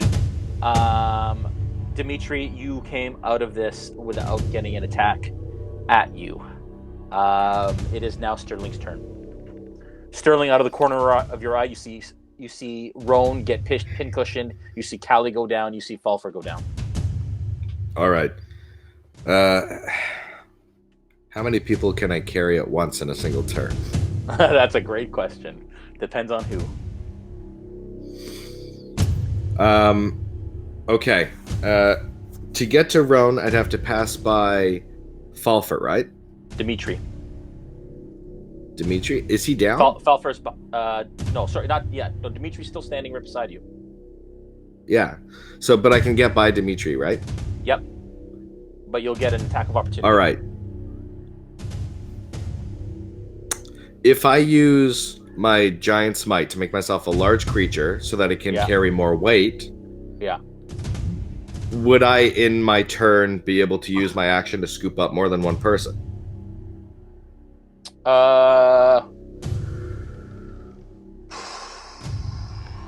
Good question. I have to find out if picking up a person I think would be an action. I don't think it would be. I'd allow you, for the sake of not knowing the rules totally on that, I will allow you to pick up one person as a free action, or as part of your action free action. You can pick up one person this turn. But your giant is a bonus action. It's a bonus action. Yeah. Yeah. Okay. So if I use that as my bonus action, sorry, I will allow you to pick up two people with your action, or one person with a free action. All right. Because I'm imagining like at this size, I could probably just one hand pick up, people. Yep. So one hand, at the very least, a small halfling. I grab Falpher. Yep. Other hand, if I can get to Callie, I grab her, and then so I'll stand. You go through. You grab Falpher. Yeah. I'll just put Falpher. And then I'll grab Callie with the other arm. Yeah. And then I'll huddle over all three of them. Yeah. Like I'm basically covering a grenade. Okay. With my large body. Okay, and then you cover over Rone as well. Basically acting as cover for all three of them, and then on my next turn I want to push them through the entryway so we can get out. Okay, so you basically turtle over them, and that is your action. Yeah, and like huddling your grenade for them now. Just that's epic, dude. Very cool. That's epic. Very, very cool. Dmitri, you're up. Falpher, you're on deck. Oh, Falpher, yeah. Oh. Which you don't have a dice to roll. I kind of get an idea of what's going on. Are you guys okay to go a little longer, even though we're over? Yeah. Okay. I'm going to run around Sterling and get to the entrance there. Yep. And get to the other side of it and see if I can figure out, without triggering it, how to close it. Yeah, so basically it's just pushed open. So you kind of go through, and it's just something. It's like just a regular door. It's almost like a regular door that would close. Then then once I'm there, I'll. Yeah. Let me just tell you kind of what's in this area. It took some effort to push in the secret door. You notice that Rone really had to kind of extend himself, and you are greeted by a blast of cold air as you enter the tunnel. A dark tunnel stretches for 15 feet, ending at an archway beyond which lies a shallow cave you see out this way. Further this way, it goes 15 feet, and then there's a shallow cave. Okay. Then once I'm on the other side, I will ready the action that as soon as all my allies are through the doorway, I'm going to close it. Okay. Okay, so you're basically on this side waiting waiting to close the door. Yeah. Okay. All right, Falpher, you're up. I'm, I guess, rolling death saves. Yes, you are. All right.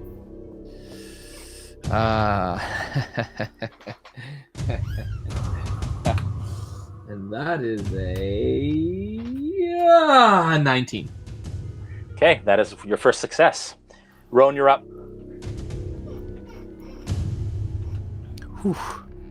I'm gonna run through the doorway. Okay. When I get in there, what do I see? Yeah, so you have 15 feet of a hallway, and it ends in an archway. Past that 15 feet is a rough-hewn cavern, shallow cave. Not very deep, but it's a cave. But it's freezing cold in here. Can I see what's inside the cave? Not from this distance. You just see the back wall. Okay. I want to move 15 more feet forward towards it. Okay, so you move to the edge of the 15 feet, and you see that the walls, the floors, and the ceiling are covered in this brown mold. Okay. Basically covers the cave beyond. Okay. If I turn around, do I see anything that I can shoot at through the doorway? No. Basically, Sterling's hulking body is covering all of that. Okay. I'm going to use my action to cast Mage Armor on myself. Okay. Good call. I am rolling Callie's death save. I'll end it there. Yep. Rolling Callie's death save. I'm going to move this back. That is a 4. That is her first failure.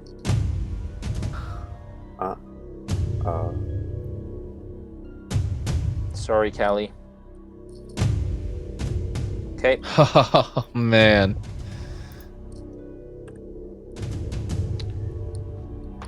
Okay. The blights begin to close in. You feel them basically get to you, Sterling, and start to scratch at your back, and you feel needles begin to deflect off your hard steel hide as you're turtled over your companions. It's just madness. If I'll just move this into here. Okay, so you Unreal. get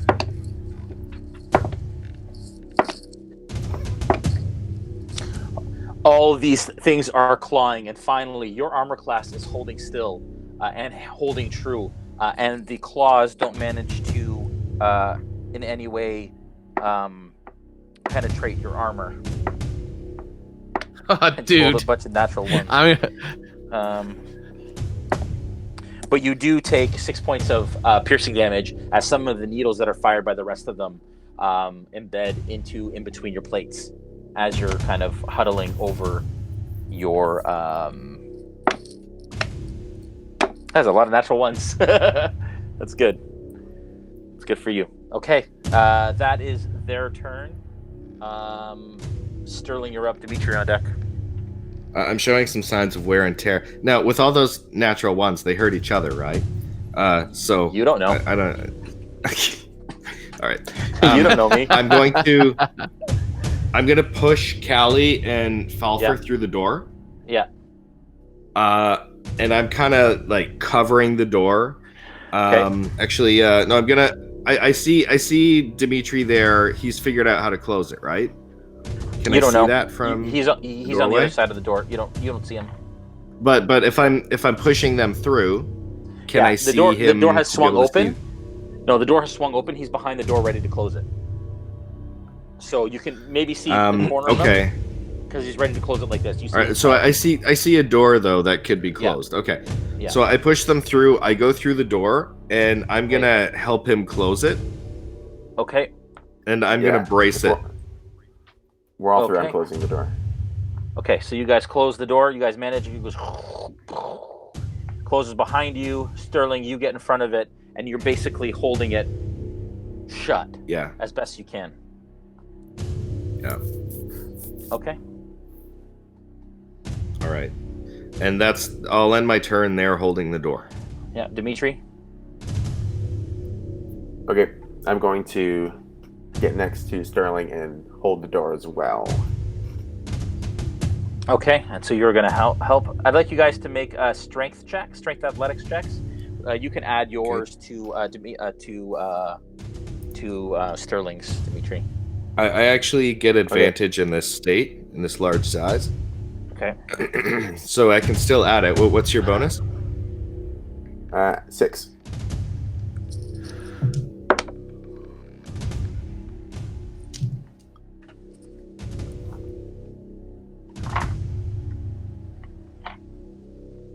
So that's an 18. Okay. You hold it as you feel pressure from the other side hit it. It's not budging though. You feel confident that you have it shut for the time being. As on the other side, you hear scraping and clawing on the other side of the brick, as you guys are currently shut in this area.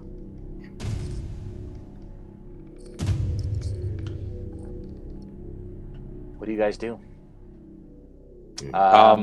You're currently shut in this I lay area. there. Healing potion. Sorry. So that was Dmitri. Falpher. You're I up. lay there. Or sorry, Dmitri, you have a turn first. Oh, you held your turn, so this is now your turn. Okay. Then I will go over to Callie Yeah. and stabilize her with 5 of my lay on hands pool. Okay. She wakes up screaming as she looks up at you. She's still got needles stuck in her head, and some of them start to pop out as she starts to heal a little bit.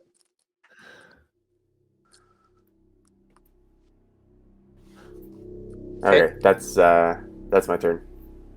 Okay. Falpher, you're up. Death save. Mother of pearls.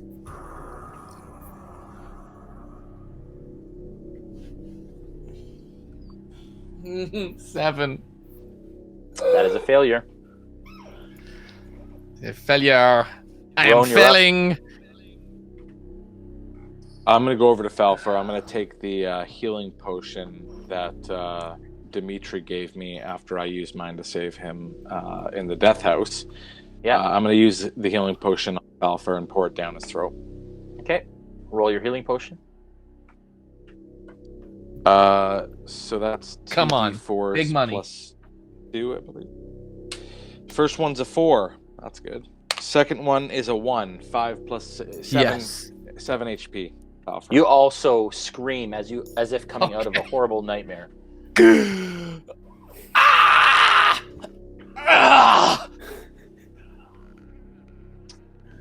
You guys look around at each other in this cold, freezing cold cellar. Your clothes feel like they start to cling to you. The darkness kind of closes in, and that is where we're going to end this session as you're trapped. in this hallway in a cavern in the Wizard of Wines basement. God. Well done, guys. Holy cow. That was a rough one, boys. Oh. Wow. Oh man. I was sure I Where was done. to next I was sure I time? was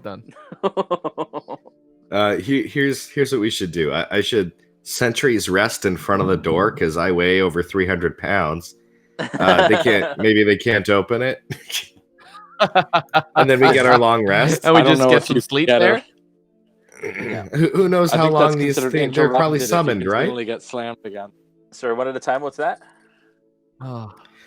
I mean, who knows how they're summoned creatures? I'm assuming. How long do they stick around? You know, Maybe. We don't know yet.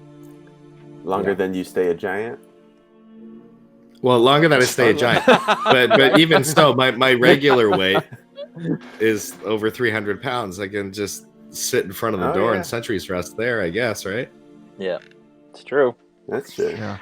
All right, guys. Yeah, have you Well, first things first, we will be continuing this. I know, Joel.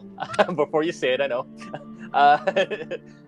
Next is our finale on Saturday, folks. So tune in at 12 noon. We will start our finale, and then we will continue it the following Monday as well. So lots of fun, lots of craziness to ensue next session. You guys didn't get as far through this as I thought you might this session, so it's going to be kind of interesting for the finale, but we will absolutely make that work, and we will have fun doing it. We'll do the giveaway now. If I'm assuming Julian will tell me what to roll. I'm hoping. Last I heard, there were 60, but let's get a quick update from him. Yeah. I think there are 60. Jay. 60? Okay. I will roll a d6 and a d10. 60, he says. Here we go. Yep. 54. Number 54, Julian. If you can tell me 54. who the lucky recipient is while he's looking that up, I am just going to, again, say, guys, remember, get your bits fingers ready for Saturday's finale. It's going to be insanity. We're super excited.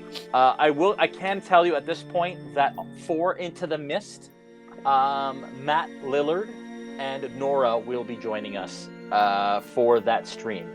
So Matt Lillard and Nora will be joining us for the Into the Mist finale. After that, the Wild Mount prologue will happen, where everybody else will also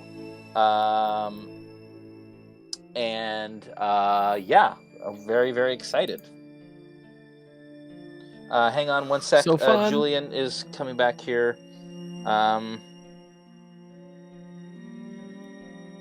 Let's see who won.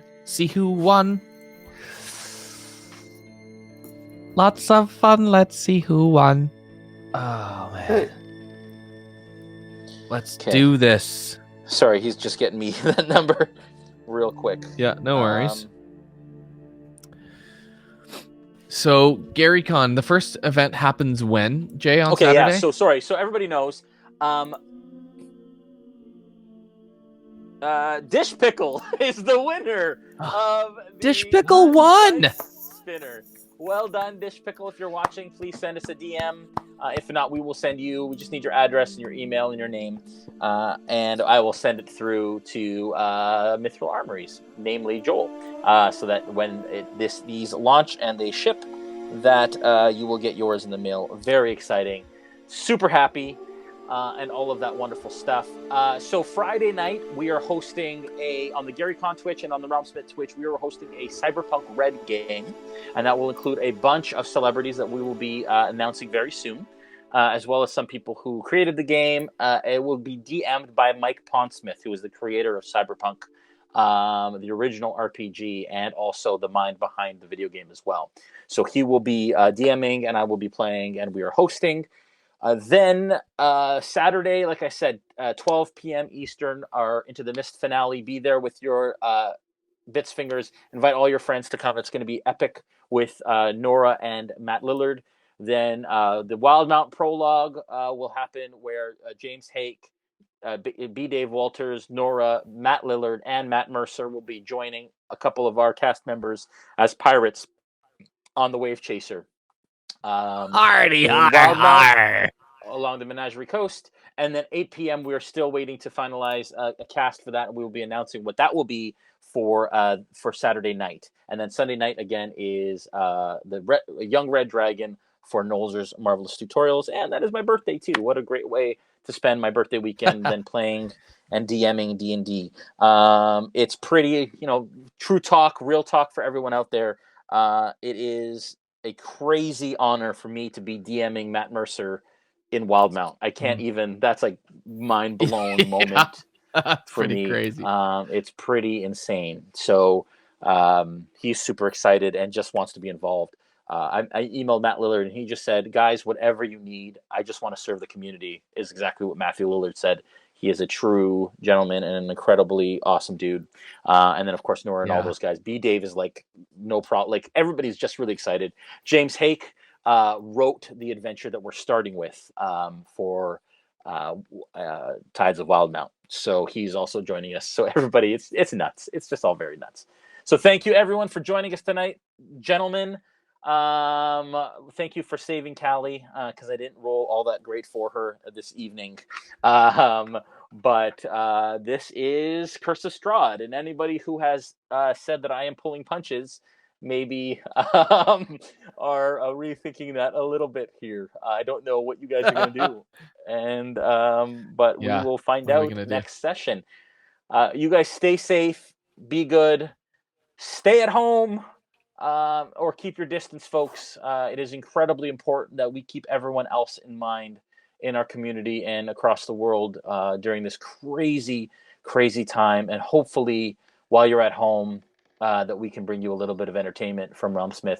We are going to continue to be streaming as we go every time that we do, even if it has to be like this or remote or whatever. Tomorrow night, behind the screen, 8 p.m. Eastern, we can have a chat, and actually I'm really looking forward to it because being at home in self-isolation sucks, and so it's nice to be able to chat with you guys. Anything else, Joel? No, I think that's it. We covered it all. Thank you to all our sponsors. It was great. I could get Sirenscape working, and WizKids and Dwarven Forge and Elderwood Academy and Mythroll and all of that wonderful stuff. Of course, D&D as usual. Thank you guys. Have a good night. Be safe, and I'm just killing time while I bring up the interface that I need in order to self-produce, because I usually don't do that. You guys have a wonderful time. Bye. Thanks, guys. Bye. Thanks for watching. Yeah.